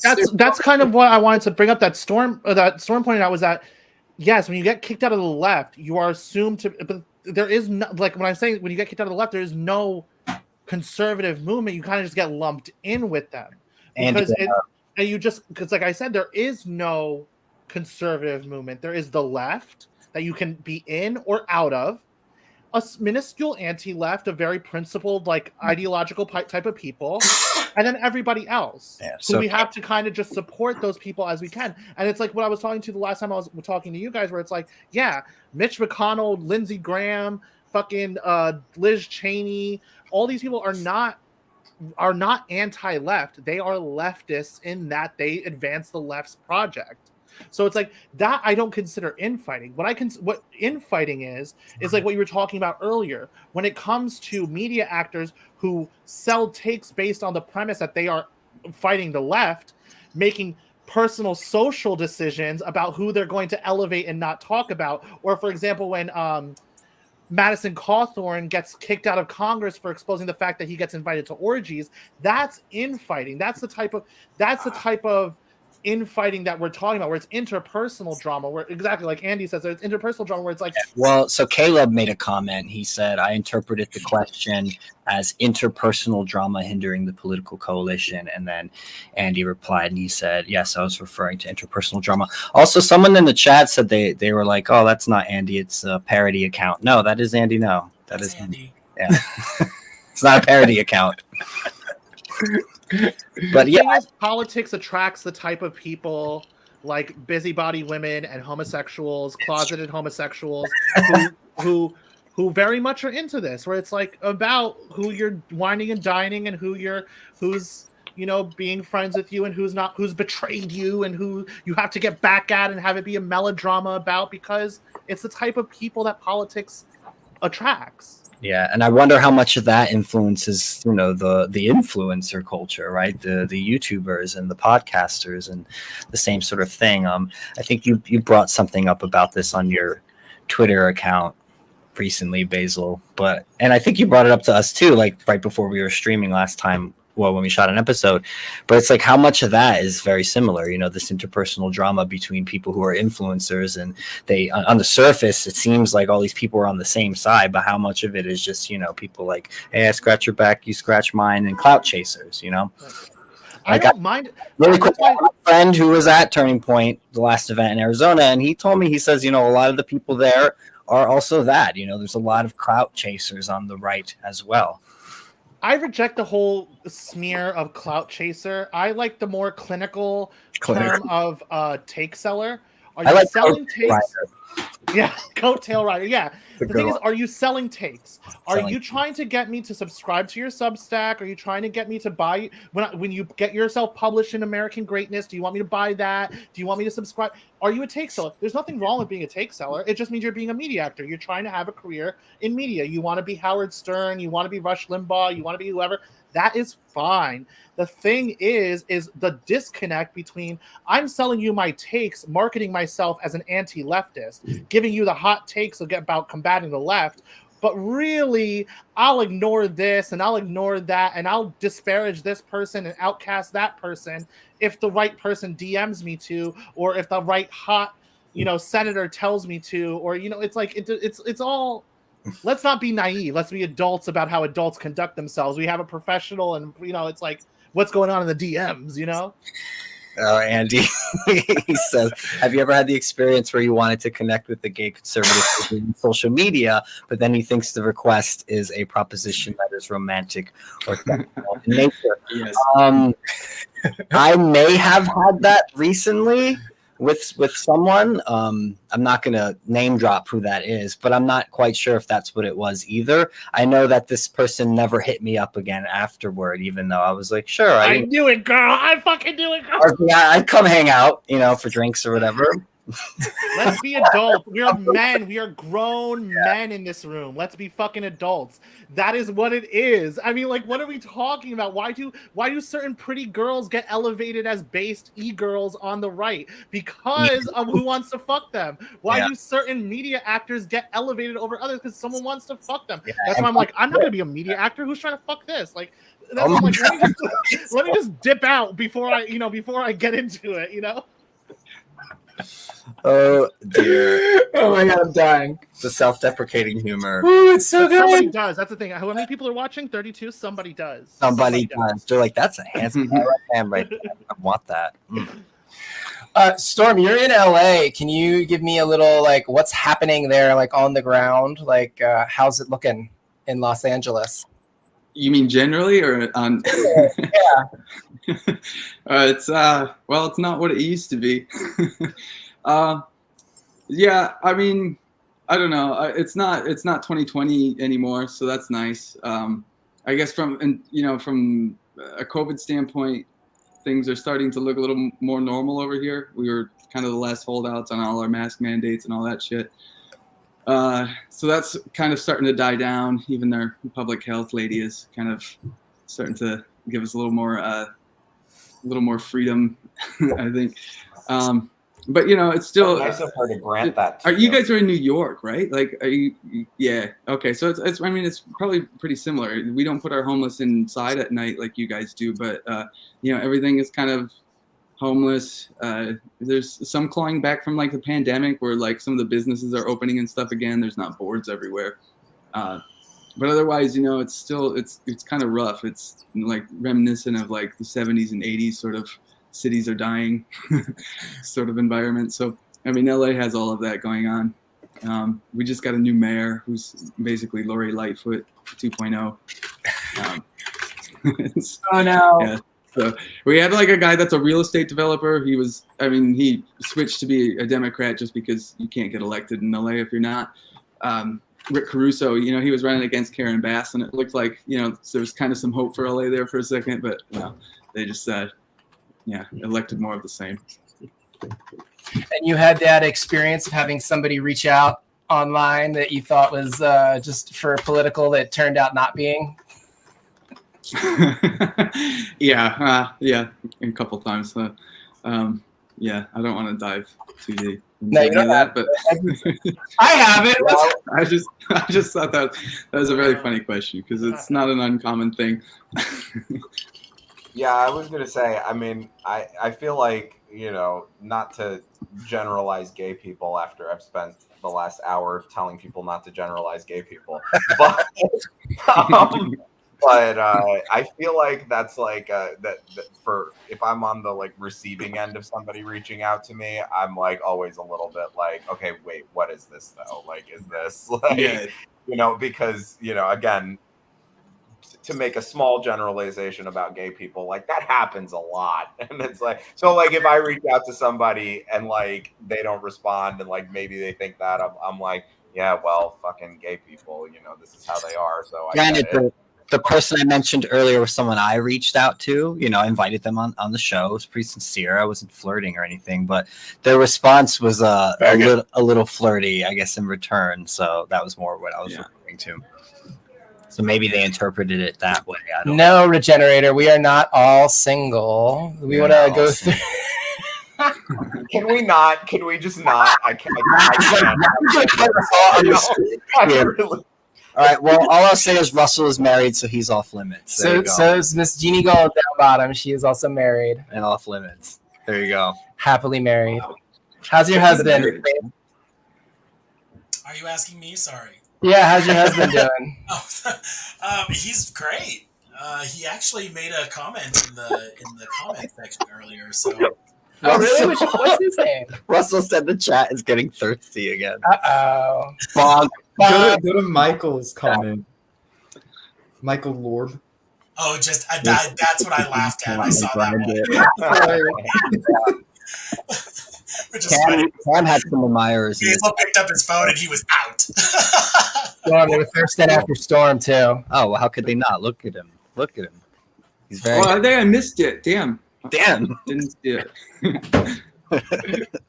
Hazel, what are you drinking? Yeah, that looks like some Southern craft right there. Yeah. She got some because she can't hear us right now. Oh, he can't hear us. What are you drinking, Bear Bactrian? Oh, sorry, did I miss anything? I'm drinking like a Fugazi tequila sunrise, basically. Oh, okay. So you're drinking. Okay. Oh, I'm drink. If I'm doing one of these things, I'm drinking. We were laughing at I'm right there with you. I grabbed the beer because if it wasn't obvious. I figured there might be something special in there. I joined you halfway through. I was like, I think you got to. It really lets loosen up. News. These people blocked me. I can't see any of their stuff anymore. I mean, I guess I could go on the internet. And look. My thing is drink, be merry, get canceled. All right, boys. I wanted to bring this up because as part of the ongoing backlash against gay people, gay culture, we're seeing sort of like a spearhead almost in Russia. Russia has been, and also that part of the world, Asia, Malaysia, the Philippines, very anti-gay. Also Africa, some parts of Africa, they very anti-gay. And it seems like they are pushing new laws now over there I mean, I hate to use Pink News as a source, but it's just is one of the things that popped up. But now they are banning any website with quote LGBTQ propaganda. Based. I'm like, I'm okay with Well, that. can you blame them? I mean, really. I'm a big fan of a free and open internet, so I have a problem when a government wants to come in and say X information is not allowed on the internet. Maybe it should be behind a paywall, whatever. But I wouldn't want the government here to be able to say that they can, That's the distinction, though. That's the distinction. That's why I have a problem with things like LGBT Alliance, because it's like, at the end of the day, we can have all the opinions we want about Russia doing whatever it wants. At the end of the day, it's because Russia is responding to the fact that NATO and its allies actively have openly said that they use LGBT propaganda in order to undermine their enemies abroad. That is without a debate a fact. But the fact of the matter is, baby, I don't live in Moscow. You don't live in St. Petersburg. You don't live in Siberia. I don't live in anywhere of those countries. The only thing that we are morally responsible for are the countries that do things in our name. For most of us, America. I'm sorry for Russell, Canada. But, the thing is, it's like we are morally responsible because we live in a democracy for the government that does things saying that they are able to do it because they have the consent of the governed. So therefore, we're morally responsible for the actions that they do. The Russian government has no responsibility to reflect our needs as American sodomites. Like it's pointless for us to even, that's my personal opinion. Because at the end of the day, it all ends up boiling down to rah, we got to invade Iran to save the sodomites. And it's like, bruh, I'm tired of wars. I don't care what they're doing. Like, I care about Americans. That's the whole fucking point of being conservative. I don't like the empire. But that's the thing, though. We don't care about other people. That's all bullshit. It's all bullshit. We just sit there and talk about all this stuff, and I'm like, we don't care. We don't really care. I mean, look at the whole trans thing is a perfect example. They've been transing people in Iran for how long now? But no one's talking about that. No one's it's all... The whole gay conservative thing is about taking that rightful indignation that we feel about what's happening to us in our country and funneling it into this kind of GOP leftist neocon type of framework where we're like, yeah, gays. As long as we're bombing Iran for the gays. It's like, no, I am not a Mitch McConnell, Liz Cheney fucking type of... I'm not a GOP leftist. I hate the left. I'm not a gay conservative. I'm not that. I am an anti-leftist because the left is the one that wants to lock me in my house. The left is the one that wants to teach my kid they could be born in the wrong body. So it's like, you're not going to get a fast one over on me to start being like, hey, gay conservative, look at Iran and China and Russia and Venezuela. It's like, oh, how fucking convenient that the fucking countries you want me to pretend that you care about the gay rights of the sodomites in those countries just so happen to be NATO enemies and NATO people outside of the IMF, Anglo-American financial empire. What a coincidence. Give me a break. Give me a fucking break. Sometime in the last 5 years, the CIA hired at least 10 gay assistants, 10 woke assistants, and they're like, this is how we're going to make this palatable to the American people. We are going to overhaul all of this. We're going to make sure that war is gay, war is trendy, war is democracy. It's ridiculous. And it worked. And it completely worked because we're idiots and democracy doesn't work. You have the same suburban moms. You have the same suburban moms who will bring their kids to drag shows. Are the same ones who will say we need to bomb Tehran for gay rights and because women are having their head covered. It's like, get out of here. Absolutely. And if we get some oil out of it, okay. Good role model. Oh, sorry. Can I answer Andy's question? Good role model. Chris Rufo is a great role model. I was going to say Andy. Do you need does he need to be a homosexual? I don't know what he does in his private life. That's the whole point about not being a leftist. I don't know what these people call themselves, or just because you fuck somebody this way or that way doesn't make an identity of you. If you're a gay conservative and you don't like the gender, the whole point, the weakest point of the left's whole project is a gender ideology thing. Chris Rufo is fucking amazing for that.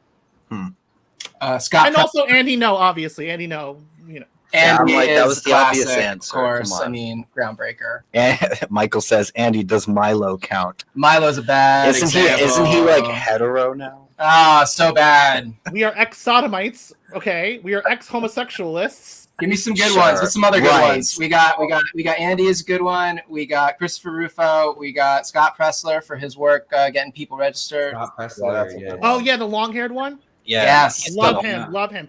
That is actual anti-left work. Yes. Selling your Substack, selling your whatever, present company excluded, whatever, is not the work. The work is getting people to vote at such a level that it becomes harder for them to steal it every time. Jan, let's I see. like Douglas Murray. Someone Yeah, called so out Douglas Rob- Murray. Yeah. Douglas Gray, I also am a fan. I kind of disagree with his current takes on the Ukraine situation, That's but the thing that Oh, gets no, back to that what's his take on neocon the Ukraine stuff. situation? Neocon. otherwise, I think Douglas does very good work. I've been watching his Uncanceled History series, which is incredible. I highly recommend it if you're history nerds. He go can also check turn a it out. phrase pretty well. Oh, yeah, He's got some cutting lip. I love it. Incredibly articulate. Also, if you have not seen his recent appearance on the Monk debate, he did a Monk debate. That was good. Yeah, about should we trust the mainstream media? And it was him and Matt. That was such a good So debate. good. Him and Matt Tight. Even though he roasted Oh my Canada. God, he roasted Malcolm Gladwell, dude. Gladwell is such a tool. Ooh, He lost ripped so him. much respect. Really love Blank. Great book. Russell Brand has probably fucked or sucked a guy at some point. Oh my We could throw him up. We could probably throw him up there as well. Russell Brand has gotten Ben into some Shapiro? shit. I'm sure. Ben Probably. Shapiro. The gay Ben- icon. Okay. Ben Shapiro? Russell Brand doesn't really Married. consider himself a conservative, though, does he? That's the thing. It's like I don't know what I don't consider myself. I mean, I He's a am moderate. conservative. It's like when you were talking about Marxist earlier, I'm like, it's like it's like these things. Are, it's like I like what's his name? What's his name? We were talking about culture struggle sessions. What's his name? James Lindsay. James Lindsay. We're talking about James Lindsay. James Lindsay is great, and it's like I have no problem with talking about it as Marxism, etc. But it's like I come from it as like this type of Marxist, post-leftist, whatever. I hate the left because I'm a Marxist, an anti-left Marxist. So it's like those types of things kind of we're mixing terms. Yeah. To say the least, What does that mean? An anti-left Marxist? I don't know. Blaine Basil. Should I? Okay. Go. So whenever we talk about right and left, we're talking about bourgeois politics. I'm gonna get into it. Get in. We're Go talking down about- this road. We're talking about liberal democracy. We're talking about modern democracy post French Revolution, right? Left and right. Uh-huh. They're both liberals. They're both capital L liberals. They believe in free market, the individual, et cetera, separation of church and state, all those things. They're all capital L liberals from the classical in the classical sense. Classic liberalism. Right. When you're a Marxist, you kind of are supposed to. This is not the case. The thing is, people who call themselves Marxists, I call them libs in Marx face. It's like they're libs, but they're appropriating my culture. But the point of being a Marxist is to stand outside of that left-right, and that's why I call them GOP leftists, because they are the vanguard of capital, whether it's finance, tech, pharma, defense industry. That's the vanguard of capital. The rear guard are the people who call themselves conservatives, but they're just liberals themselves. That's how come there's always that joke where it's like a conservative is just a liberal from 15 years ago, because they're the rear guard of of capital's progression. So that's like that. There's a guy on Twitter called Benedict Crypto Fash. There's like an anti-left Marxist. That's where I come. That's how I got here. I don't know how else I got here. But that's how I got here. Wait. I mean, you're way smarter than I am. I promise you, I'm not. I promise you call yourself a Marxist. I followed like half of that. I'm like, yeah, French Revolution. I just use way too much jargon. I could try to dumb it. Like I could try to like use like more simple language, but it's actually a sign of being dumb that I use jargon. Basil is like a Caitlin Ginstone or a Jimmy Dore or one of those. I don't know the first one, but Jimmy Dore is closer. But the thing is, Jimmy Dore is also a coward because he won't admit that he knows what a man and woman is. Really? Really? You won't? Right. Okay. Jimmy Dore won't? Because once that is the one bridge that you're not allowed to cross as a leftist. You could get real crazy with it. You could start saying like things about, it's kind of crazy how we, affirmative action's a little crazy. You could critique little things, but the one bridge you cannot cross is saying in a kind of autistic manner publicly, saying men cannot be women. Women cannot be men. You are excluded from the left media market in New York City and DC. And that's why what I would do is I would go to Take Sellers a year ago and I would say, on the record, can men be women? And it's like, some of them were able to say because they didn't understand the ramifications that excludes you from the liberal media market, and other ones didn't. And it's a great litmus test. That's my whole thing online. It's honestly the ultimate litmus test, and we were talking about this on the episode you appeared on, but like that is the hill to die on. I think is defending biological reality, literally reality itself. Reality itself. If you can't even make that statement that women are adult human females and men are adult human males, and you Red flag. and you can't make those definitions very Say it with your whole chest. Can a man be a woman? Yeah. The people who know that their bread is buttered on the professional managerial class, whether it's like they're lawyers or this or that, they are somehow tangentially connected to the left. They will look at you with like hostage eyes. They'll be like, "Why are you asking that? What do you mean?" And it's like, it's sad. It's kind of Ketanji Brown Jackson. I mean, she would not answer the question. would not. Well, that is because specifically that whole Connecticut case that's been working its way through the federal court system, she doesn't want to be in a situation where she has to recuse herself. That like lawyers, they're evil, they're liars. I'm an attorney myself. They're evil, they're liars, they're this, they're that, but they're not. Many of them are stupid, actually. Some of the dumbest people I ever met I met in law school. But she knew that she had to not answer the question, so that way later, when a question is brought up to her before the Supreme Court about incorporating gender identity and expression under the Civil Rights Act, she doesn't have to recuse herself. But that is what this all boils down to. All of the But how do tranny you think nonsense. she's going to vote on that? It sounds to me like she's going to say she's going to vote like for it, right? Yeah, so, she's going to vote in order to incorporate gender identity and expression into the Civil Rights Act, and that's what this all boils down to. She didn't want to recuse herself so that she could vote for it, right? Like, if it was a conservative who's doing that, who like didn't want to have to recuse themselves because they're going to vote against it, I would be more okay. Yeah, if Amy Coney Bryant was like, "Oh, I don't know," I'd have been like, "You go, girl, do that." It goes back to the same shit. My friends versus my enemies. My friend, who I know, Amy Coney Bryant, knows what a man and woman is and is unafraid to say it. If she, during a Senate Select Committee, was saying, "I don't know I'm not a biologist," I'd be like, "You go, girl. You know what the fuck you're doing. You're playing the game correctly." But it's like when Miss Jackson says it, not so much. They are people who just speak in lies. Like they have no problem just indulging in nonstop lies because it's like they have this whole thing, lies for power. Power is all that matters. You know, if our side wins, who cares how we won? And like that's... And they're right. And they're right. I wish the right would learn this lesson. They are correct. You need to be able to pull the levers of the state. You need to be able to punish your enemies and benefit your friends. It's politics, baby. All that democracy, all of it is just window dressing over the cold, naked dictatorship of capital. There's the Marxist. Fundamentally. Oh man, things got really deep here. Damn. Quick, someone drop a thirst trap.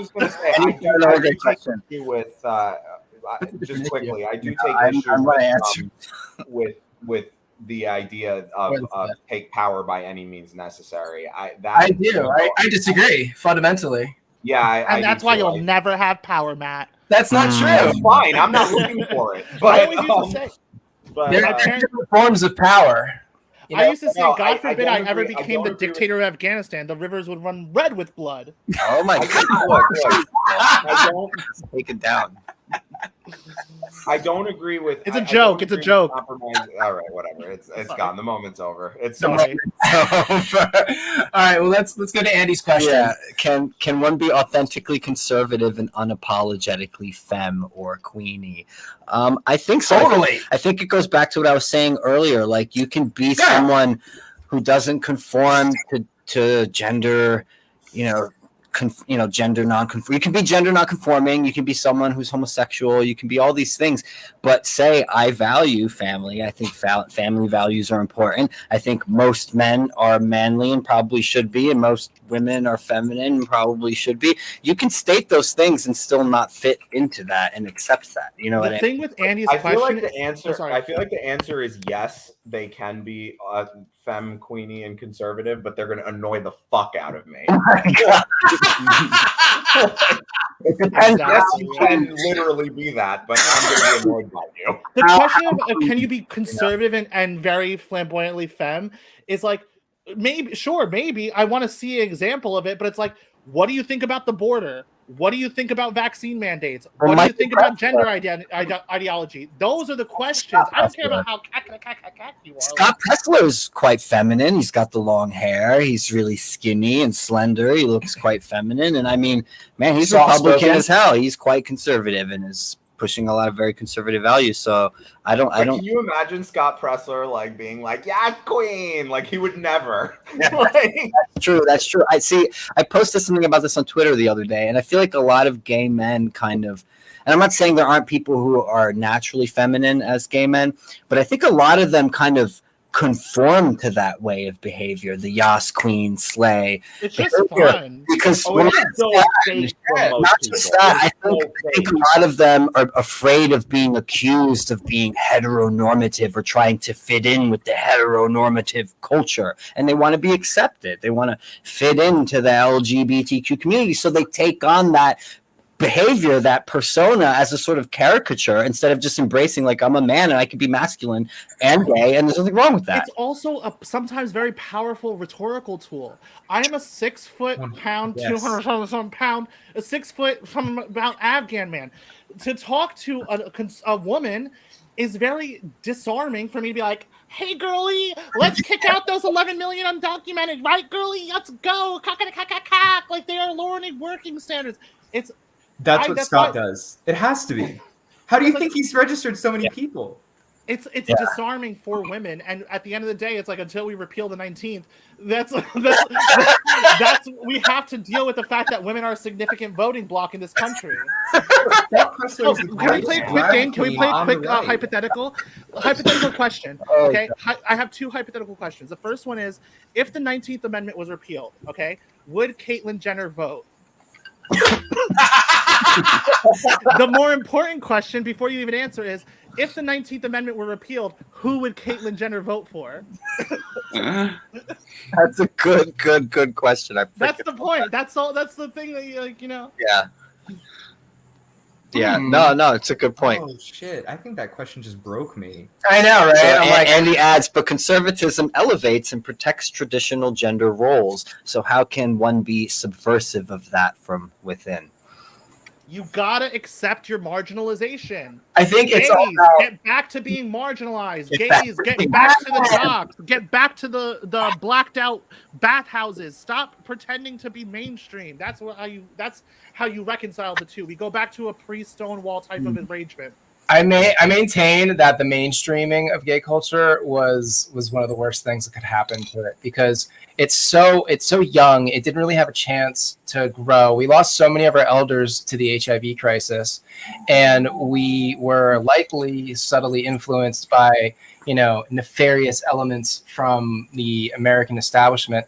And they've directed it into a very sort of narcissistic, indulgent, sex-based drug without addressing the actual issues within the community, the addiction problems, the Peter Pan, the trauma. Like most gay men have some sort of trauma. Now, thankfully, I don't have trauma.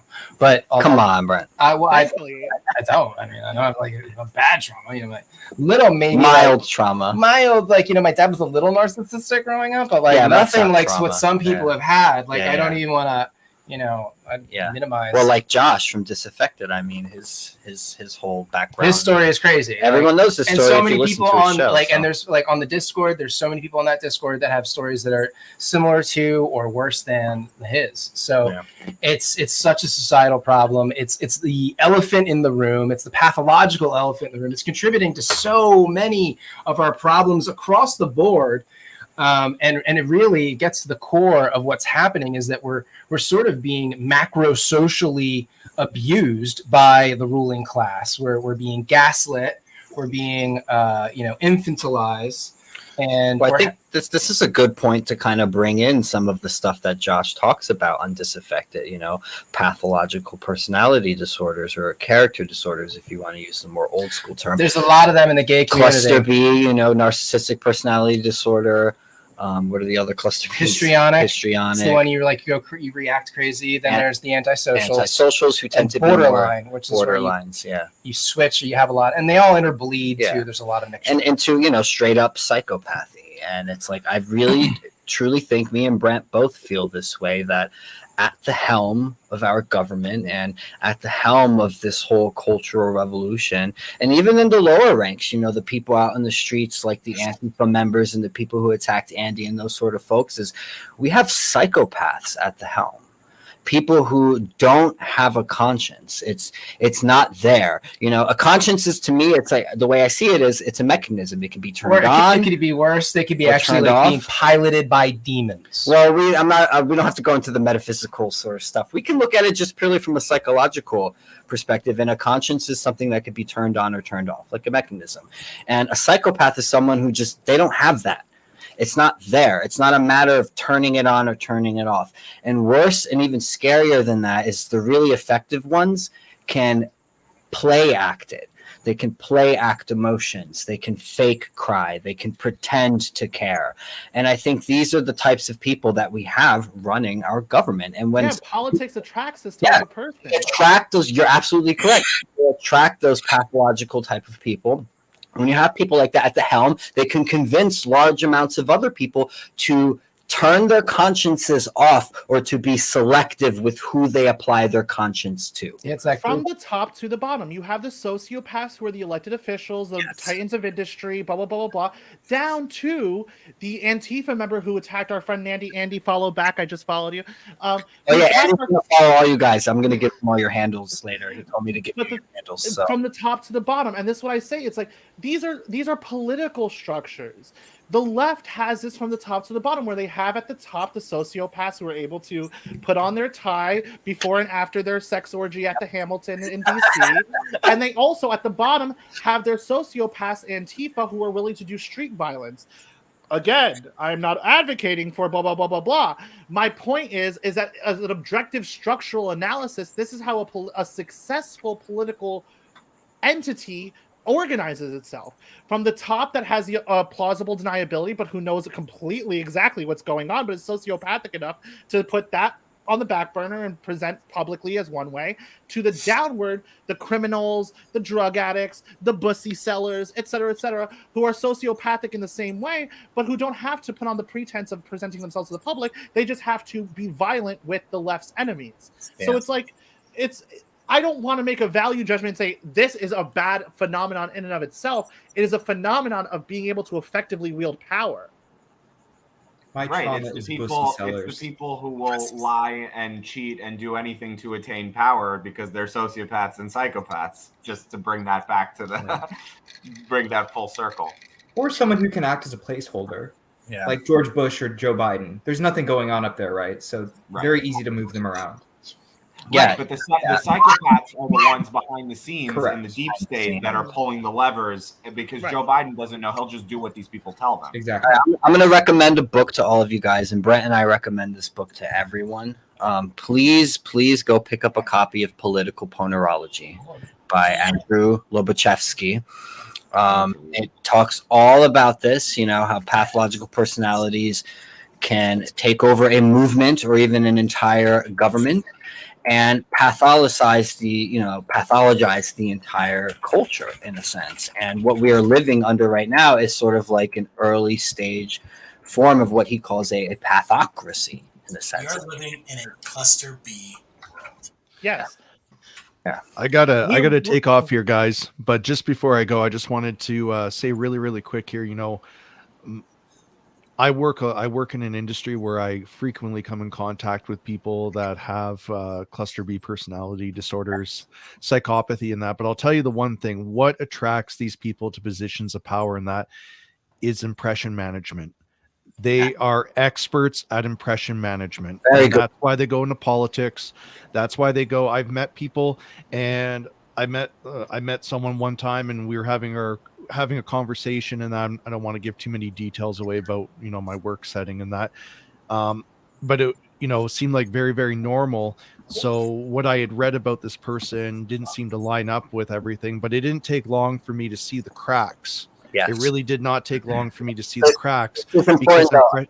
I want to bring something up though, because like in your line of work, and I'm not going to say what it is, but you're dealing with the failed ones. You're dealing with the ones who aren't very good at covering that up or hiding it. They get caught. The ones who are in power don't get caught. They typically do not. Well, they operate on the shady side of the law. They're not, violent all the time and those sorts of things. I agree, but the thing is that what the people that get to the top are good at, what they are fantastic at, is they are good at exploiting other people, so that at the end of the day, people will overlook those things. Like they're the ones that will say, well, that video is deep faked, for example, or something like that, something that sounds outrageous, but they'll just say it over and over and over again.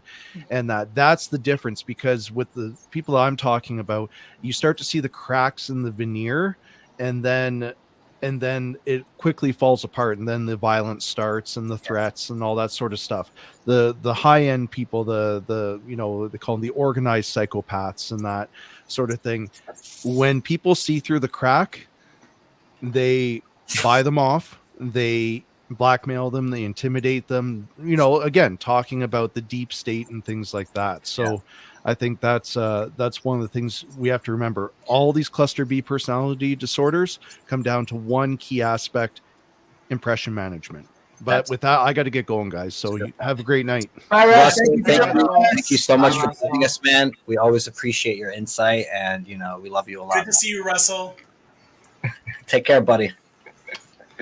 Yeah, no, that last point was a good one, I guess, to jump off of. Like, impression management. That's definitely what these people are all about. But, like I brought up before, like, and again, I'm not going to say the line of work he works in, but people in the criminal justice system and that sort of thing, like, we're dealing with, those are failed psychopaths. And another great book I recommend is Without Conscience by Robert Hare. And Robert Hare deals with those people as well. And he talks about the nature versus nurture argument. Like, are you born that way or made that way? And I don't know. I kind of think there's something in their nature that makes them that way. And he agrees with this too. He looks at the research, but it's still not 100%. And that what the nurture determines is the type of psychopath you get. So if you get someone who's born without a conscience and they're like in an impoverished area, they grow up in gang culture, they don't have a present father figure, all that stuff, they might become more violent, they might become more aggressive, and they use those ways to manipulate and scare people into getting what they want and to control them. Whereas someone who's born into an affluent family, gets access to the best education, all those sorts of things. It's, the parent does all the things right for the most part, and they still don't have a conscience. They learn to be charming. They learn to be coercive. They learn to be manipulative. They might operate on the shady side of the law and get other people to do the violence for them without having to actually do it themselves directly, that sort of thing. And I think those are the types who tend to ascend more in the political sphere, because they're born into those affluent families or they rise up. The people who succeed, whether it's an organization, politics, media, etc., are these people that you're describing, are these people who have these type of psychopathic type of tendencies, and who are able to effectively maneuver the minefield. It's just psychopathy is just one man's freedom fighter is another man's terrorist. One man's psychopath is another man's expert maneuverer through the minefield that is the social relations of the media market. But the one thing I do want to flag for you before I really want to talk about what the last thing Miss Andy asked, we'll get to that. I definitely want to talk about the last thing Miss Andy asked. Miss Andy needs to get up in this gig. Yeah, I told you to come on, but I don't think he wants to steal the show. Andy needs to get in here. He's being kind. But the one thing I will say one thing I will flag for everyone is you got to be careful about pathologizing normal human behavior. That's what the left wants to do. The left wants us to move away from Title III courts, presumption of innocence, prove innocent until proven guilty. They want to move away from that judicial framework into a mental health framework. This is where people need to read Foucault. They need to read Madness and Civilization. Yes. the left will cynically employ things like, I'm very concerned about your mental health. You're cynically doing this kind of concern trolling thing because they want us to reframe political disagreement. This happened in Australia during the lockdowns, where a man would say like, oh, I'm kind of not so sure about these lockdowns. Guess what? His wife reported him to be committed 5150 style like they do in California. So on your point really quick, like one of my best friends, who's a teacher, I'm not going to name drop him, but he was talking to my ex from years ago, a couple months back, and apparently my ex believes that I need to be medicated. Of course he does. You're crazy. You don't think men can be women? You're crazy. I'm unhinged. That's another thing leftists love medicating people. They love medicating because people. there's none of these hiccups of presumption of innocence. You get some witch doctor, some liberal witch doctor that we call a psychiatrist, who says, Dan, you really said some very wrong things. I think you might need some lithium. I think you might need some whatever antipsychotic.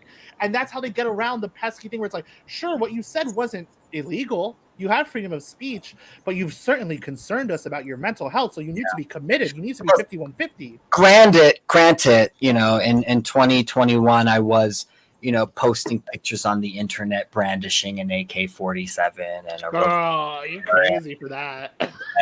Whatever. But that was just me getting to a point where I'm just like, you know what? Guns are great. I like the Second Amendment. I'm not going to hide this anymore. Freedom, bitch. Right. And to me, that's not unhinged. But I'm not going to lie. There is a part of me that finds great joy and almost deep satisfaction that a lot of these people from my hometown who used to know me and work with me and stuff think that I've gone off the deep end and have become unhinged. I think it's great. I love it. Sure, keep thinking that of me. I have tons of people I went to law school with who will still stalk my Instagram stories. Like, girl, why haven't you unfollowed yet? Yeah. Why? Because you can't. Oh, I love when people hate watch my Instagram. Like, girl, I have some really fun hate watchers. I have a couple as well. From my old life. Keep watching. I'm like, yeah, watch me, bitch. I posted some great replacement shit the other day, and I'm like, if you haven't unfollowed by now, it's because you agree with me, bitch. You know that they're replacing it. I'm going to bring up Andy's thing because the chat has been discussing this, so I guess we're going to have Yes! So Andy! Would you be able and willing to overlook a man's leftist politics because you find him very attractive? Maybe if he was moderate left, maybe. And it really depends. The line for me is the man-woman thing, like Basil says. Can you can you define what those things are and then openly state that? Are you not going to pretend in my face? Are you not going to fucking play in my face? I don't need a definition like some sort of dictionary faggot. Sure. Just, what a man and woman is. That's definitely a line for me. And, do you support putting minors on puberty blockers and those sorts of things and affirming their gender and that whole thing? To me, that's a line. I can't with those people. And even the jabby jab, sorry, is kind of a line to me. I understand why certain people got it. They had to make difficult choices and all that. We had a whole episode with our friend Peter Feliciano talking about that. So go check that out. And I get it. People had to make very difficult choices. But personally, the way I see it is I need to be with someone who made some sacrifices and chose to not get that. And they understand what I went through for refusing it, because I feel like we're not really going to have similar values if you haven't been through that kind of experience. And that changed me. That shit changed me dramatically. It changed how I look at other people. It changed how I look. Crossed the Rubicon. It crossed the Rubicon. So it's I feel like I need to be with someone who understands what that was like to go through. And those are my lines right there. So I was briefly last year, or almost a year and a half ago, I was briefly dating a leftist person who we were trying to I was I was very upfront with what was going on with me. Yeah. He's like, that's cool. Politics, it doesn't define us, whatever, So I tried to go down that road. And ultimately what happened was the New York City mandates were put into place. Yep. And and Dan and Brent know this story, but the New York City mandates were put into place, and he called me, "Hey, how are you?" I was like, "Well, I'm kind of kind of shitty right now, to be I'm honest. segregated. I'm like, I'm not doing so great. Like, and he's like, well, why? And I was like, and I already was like, what do you mean why? Like, you know, but I was like, well, and I said, because of these mandates, whatever. And he could not, we were supposed to be dating, right? He was supposed to be like, he was supposed to be there for me, right? And he could not even bring himself to be like even like, oh, I'm so sorry, that sucks, that must be really difficult. Like the bare minimum, like not even, he couldn't bring himself to say that. He couldn't bring him. And I was like trying to probe him. I was like, isn't this bullshit? Isn't this like, you know, this is authoritarian, right? Governments don't do this, whatever. And he was like, well, you're backing me into a corner and trying to get me to compromise my beliefs. And I was like, and it was over. I was like, so at that point, I was like, yeah, I was like, what do you mean compromise your beliefs? You believe people should be segregated if they don't take medicine? Like, that's not like what Dan was saying. I was like, that's a hard line for me. So I was like, and we were kind of going along okay up until that. So that's the long answer to be like, no, like at that point I was like, I'm not dating leftists anymore. I'm just not doing it. Like it's because we're going to come to a point, whether it's the gender or the vax mandates or something, where it's not even going to be we disagree, like the two of us on like a policy matter. Eventually it's going to be personal. You're a secret Nazi. Actually, you're like a low-key a secret Nazi who would ship me off to the fucking camps the second. Like you, if I was Anne Frank, you'd call him on me, bitch. Like fuck you. Like Michael says vax mandates are a deal breaker for me. Would never be able to respect someone who is for them. And yeah, I mean, I agree. I'm the same exact way. I can't. George? Deal breaker for me. I apologize if I hurt anybody's feelings, but polyamory or open relationships or any of that kind of shit. Same. No. Yeah. No. Sorry. The left are very into that. I see the people who are into it. I see what's going on, and they're all fucking liars. A, they're liars. B, they are the people who have nothing but drama in their lives, and it's like, well, of course you have nothing but drama in life. Look what you fucking created. Of course you have drama. You know, I actually have an ex-girlfriend from high school who, yes, when I was trying to be heterosexual. Trying to be straight, yeah. Yes.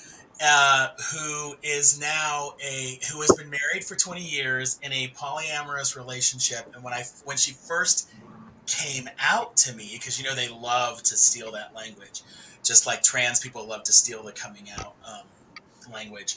When she came out to me, the first thing this was years ago, but you know, before it was like you shouldn't say certain things. Like the first thing that came out of my mouth was, "That sounds like a recipe for disaster."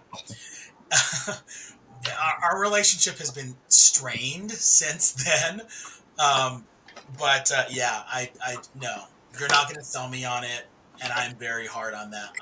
Yeah, no way. And I think this goes back to something I wanted to say earlier, just about like gay guys. I think that, Basil, you were saying something about the thing that sort of brings us all together in terms of community.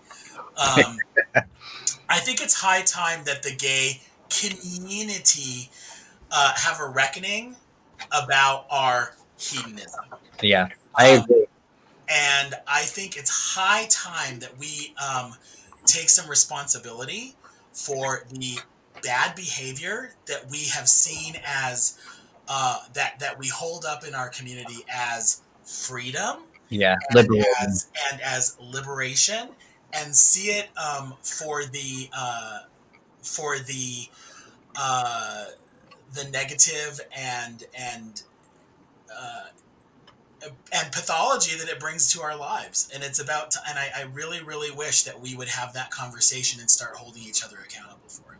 I agree. I feel like a lot of those people don't want to address it because they lack a spiritual element in their lives. They lack God and those sorts of things. They don't realize what that does, I think, to the soul, you know, to just share yourself with all these sorts of people, willy-nilly, whoever, and to just follow pleasure and to think that, you know, the point of life is pleasure. And it's like, yeah, pleasure is nice and all, but I think we don't grow through following pleasure.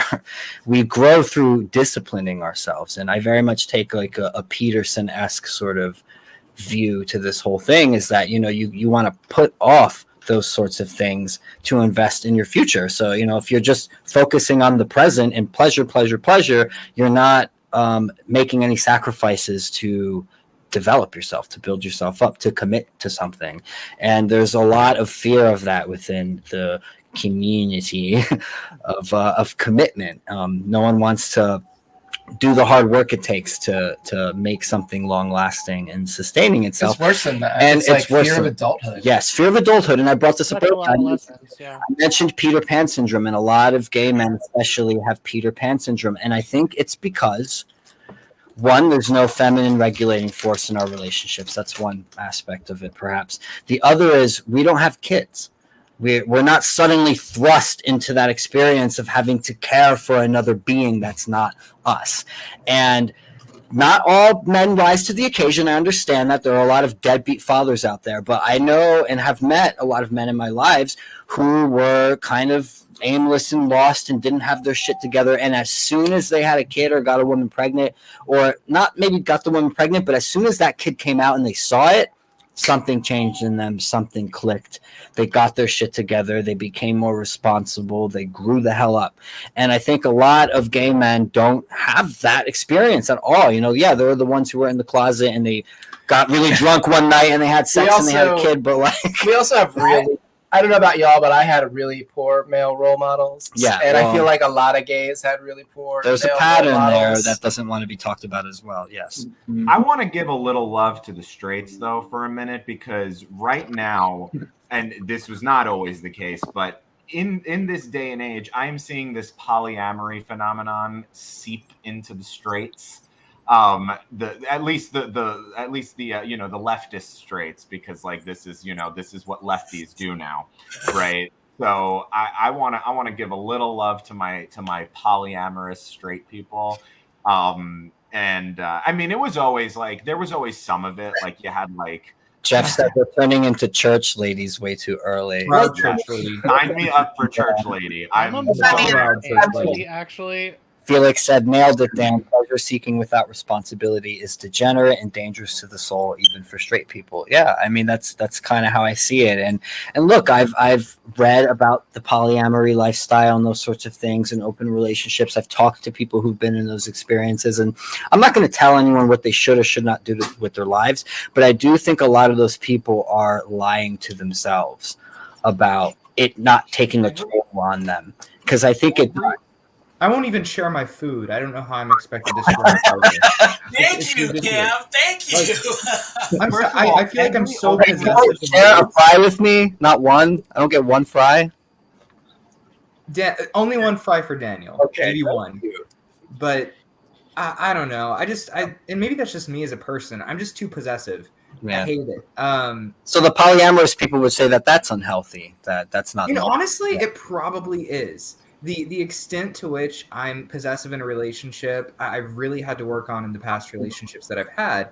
But I also think the other extreme is like, I don't know. What do you guys think about the Mike Pence rule, where he won't be in a room alone with a woman who's not his wife with the door closed or whatnot?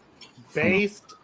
I think that's a good rule. I don't want to. I don't know. I mean, the only person that I feel like when it comes to like, Hi, Andy. Thanks for joining. Follow back, Andy. I really appreciate that. Thanks, Andy. The only person who I feel comfortable with, if I was in a relationship, right, alone in the same room with the door closed, and I'm dating someone else, is probably Ricky. You guys gay toad on Twitter, Yeah. But like, and he's my best friend, so that But anybody else, I just don't feel. I've had too many experiences where that has gone so poorly that I just don't. I don't know. That's interesting. I mean, you're definitely like the only gay man I know who's ever had that position about it. Like, I'm not going to be alone in another room with another man who's Hold on. When you're dating someone, dating someone, yeah, I feel like that's fine. No, it's fair game. I don't care, but Yeah. Either way. yeah. I'm Here's my thing, and I'm not- anti-polyamory and pro polygamy. So I don't know what I don't fit in. I'm like happy to like not fit in with anybody. Wait, how the fuck does that work? Yeah. He just has a bunch of drag queens. No, it's like, He baby, spurs them if you're a on. man, you marry as many women as you can support. Sorry. But polygamy is That's disgusting and gross. point at you, caretaker to everyone else's soul. Take care of your own. Look, I'm not saying I'm caretaker to everyone else's soul. That's not what I'm saying. What I am saying is that I think sharing your body with someone sexually is one of the most intimate, boundary dissolving experiences that you can have with another person. And I personally don't think it's something you should just throw around to anyone. And I think when you do that, you do pay a price for it, whether or not you want to admit that to yourself. That's what I'm saying. I think the idea that That is their choice. They can do that. I'm not going to tell them not to or don't do this, but I'm going to state that I think you pay a price for it. you're 100% right, but I think that the idea of making that the norm, the project of making that the norm among sodomites, is a pipe dream, and that it's like it is. You feel, yeah. Yeah, that's just my personal opinion. I totally listen. I love you for your opinion. It's great. I love you too, buddy. But it's my opinion is that it is a pipe dream in that what the thing that makes us sodomites is the kind of libidinal nature of male sexuality that runs counter to what you're talking about in trying to make this normative type of adoption of responsibilities and this type of thing where it's like men have when they create children, because that's like you've mentioned, we do not create children. So I think it's great on a personal level, but you end up at best being the exception that proves the rule. The rule is the hedonism of the homosexual, and which that you or I on a personal level, like to answer Andy's question, I'm volcel. I'm voluntarily celibate. I'm not going to risk another fucking mark on my bad deeds that are going to send me to hell for a fucking leftist. I'll be damned. But if you are a right-wing bodybuilder who wants to call me, a camel jockey in the bedroom, sweetie, we could talk about it. It might be worth a little bit of hellfire. If you're gonna tell me that I need to take the jab and that trans women are women, sorry, you're not gonna gain entrance to this, to my spirit, because it's not worth the damnation. No, I mean, and I do appreciate your perspective a lot, especially being someone who's Muslim and being willing to speak about these things in the way that you do. But and you're probably right. Maybe it is a pipe dream to try to normalize that way of looking. But there's nothing wrong for you to want to be the exception to that rule. Yeah, and I think at least the least we can do is try to get as many gays as we can who are going to engage in homosexual activity to view it that way and to practice it in that way as possible, because I think that's also better for society. But you're probably right in that it's probably a pipe dream to expect that to become the cultural norm, because it's probably not. You're right. Men are very sexual. Men are less likely to say no to sex than women are. They're not more transactional when it comes to more transactional, yes. And when you throw a whole bunch of them together, it's just they're all going to say yes. Guys are going to be dudes. Guys are going to, stroke it and do what they do. I love men. And then you feel Whataburger afterwards. Exactly. I love men. I hate. That's the one thing. It's like I can fully reject the conceptualization of LGBTQIAOPP, whatever rights and all that stuff, while also not denying the nature that we all are intimately familiar with about the nature of homosexual men. Like when we talk about, lots of gay men have trauma or this or that. We all know what we're saying. We all know what we're talking about. Whether we bring this up to suburban housewives is a completely different subject. But we all, but it's like, it's not that you have to deny the reality in front of your face about the hedonism and the libidinal nature of the homosexual man in order to say that, yes, no, it's not good for your soul to have every Tom, Dick, and Harry come up inside you. Like, it's not good for you, and you should not want that. But you have to understand the nature of men. We love men here. I completely agree with Basil. I think that you're right in terms of like how I men love hearing are. that. Can you say that again? Can you say that first part again? Yeah, I agree with Basil. You're right. I love it. Everyone's. Oh, you okay? No, I think you're right in terms of like how men are, but I think that that's not what we should strive for. Yeah. We can totally. We should not make a virtue. We should not make a virtue of our hedonism. That's why I say I'm okay with us being marginalized. I'm okay with us going back to the pre-Stonewall era where it's like, yes, we do not openly publicize our hedonism, despite what you and I may do at the docks. You know, it's like. I want to say something because I'm seeing a lot of this. I'm seeing a lot of comments here from a couple of the people in here about, you know, armchair moralists and this. First of all, Yeah. First, you can call me whatever you want. That's fine. Excuse me. I'm not in your bedroom. I don't care what you do in your bedroom. You can do whatever you want in your bedroom. All I said was maybe we should think about our behavior and whether or not it's actually fundamentally healthy for us.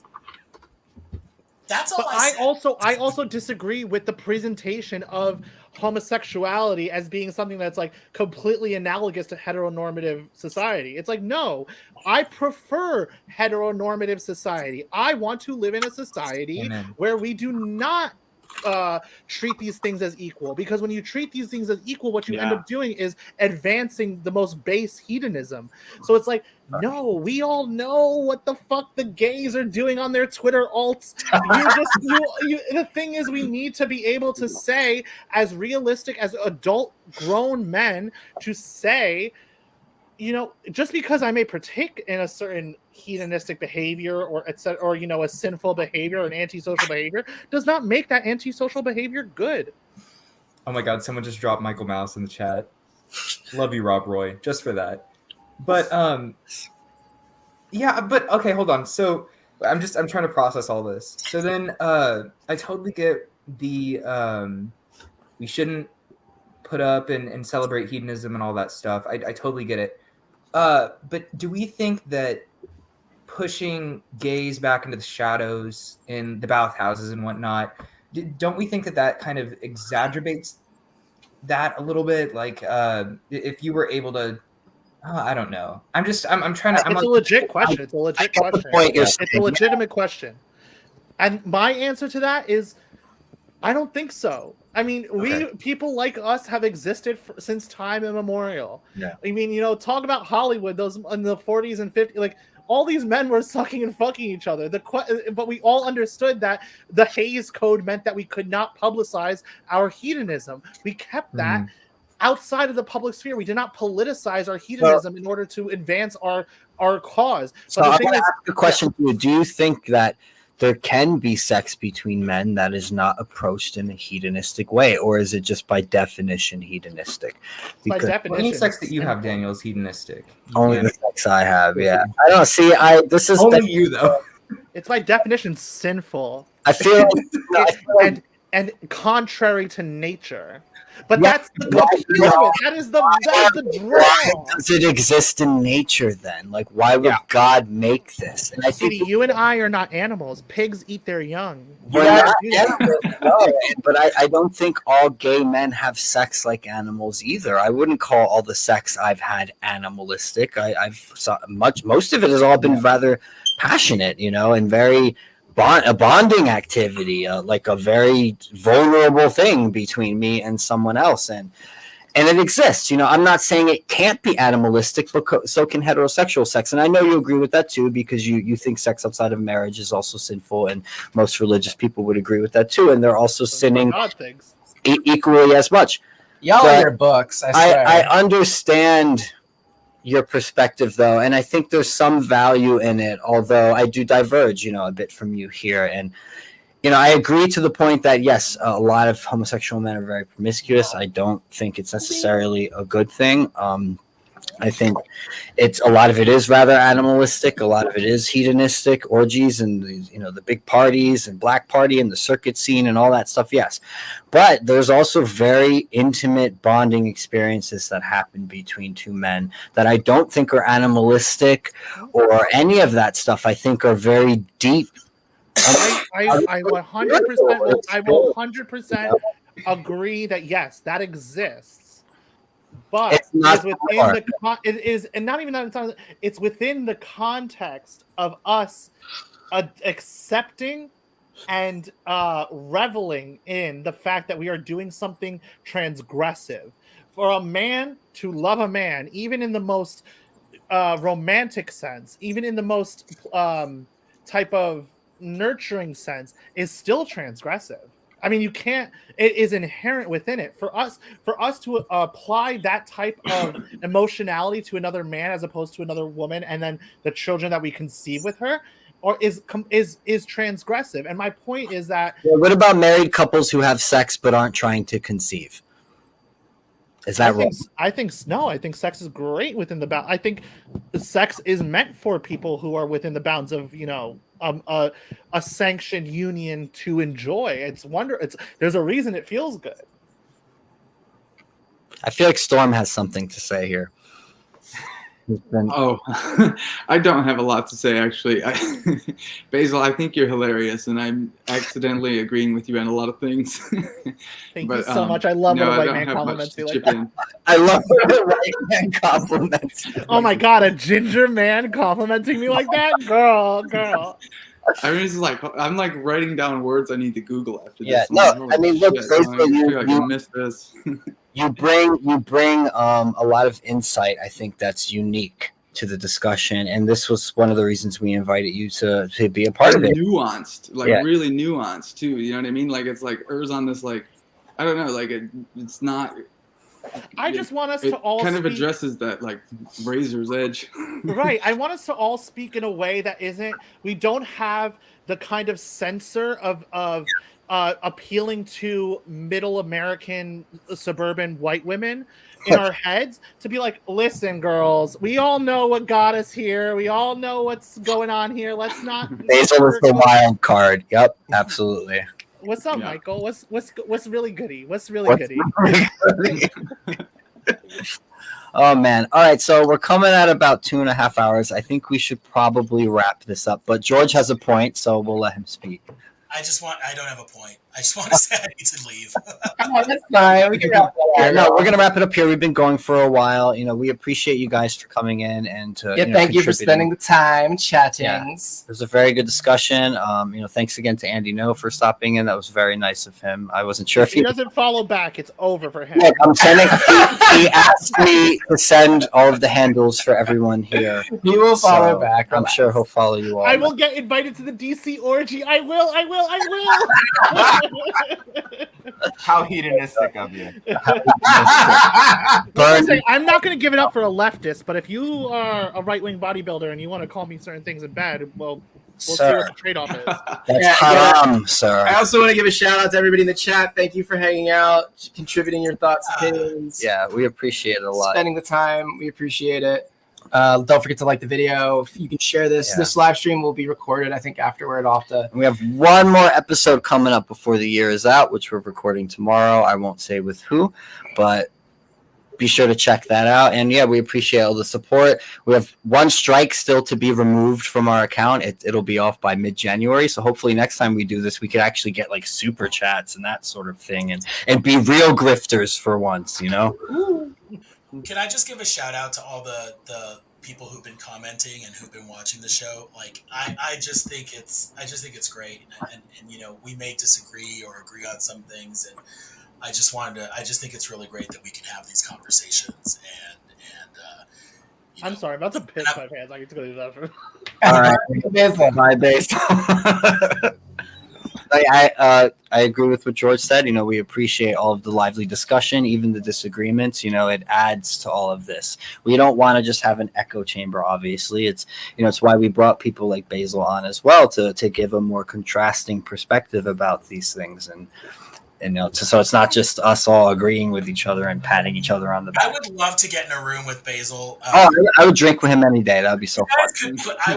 Let's do a show because I would love to go back and forth with him. Yes. No, we'll do that. We'll arrange it. But you guys want to remind everyone back and forth with Basil. Remind everyone really quick where they can find you guys on Twitter and social media, etc. Starting with Matt. Oh, okay, yes. You can find me Mantar NYC. That's my first initial, my last name, MANTAR NYC, because unfortunately I still live there. And you'll find me on everything through that. And George, you are under Jenny Gold 3, right? Yes, I'm at Genie Gold 3 on Twitter. And Storm, you're Storm Robinson. You want to spell that? Yeah, I'm Storm Robinson. That's just my name. So Robinson's the common spelling. Storm like the weather. Yeah. So you can find me on Twitter. Love you on Twitter, Storm. And I love you on Twitter. Mr. Italian guy. Hmm? Mr. Oh yeah, sorry, just ill Italian and then guy. I Oh, forgot. I love that. I thought it was cool because it's like ill, like sick, like oh that's so Right. cool. And then okay, whatever. Hold on, and people go, yes, cat. I'm gonna end the broadcast. Thank you guys for watching. I love you. Bye bye. Later. Everybody.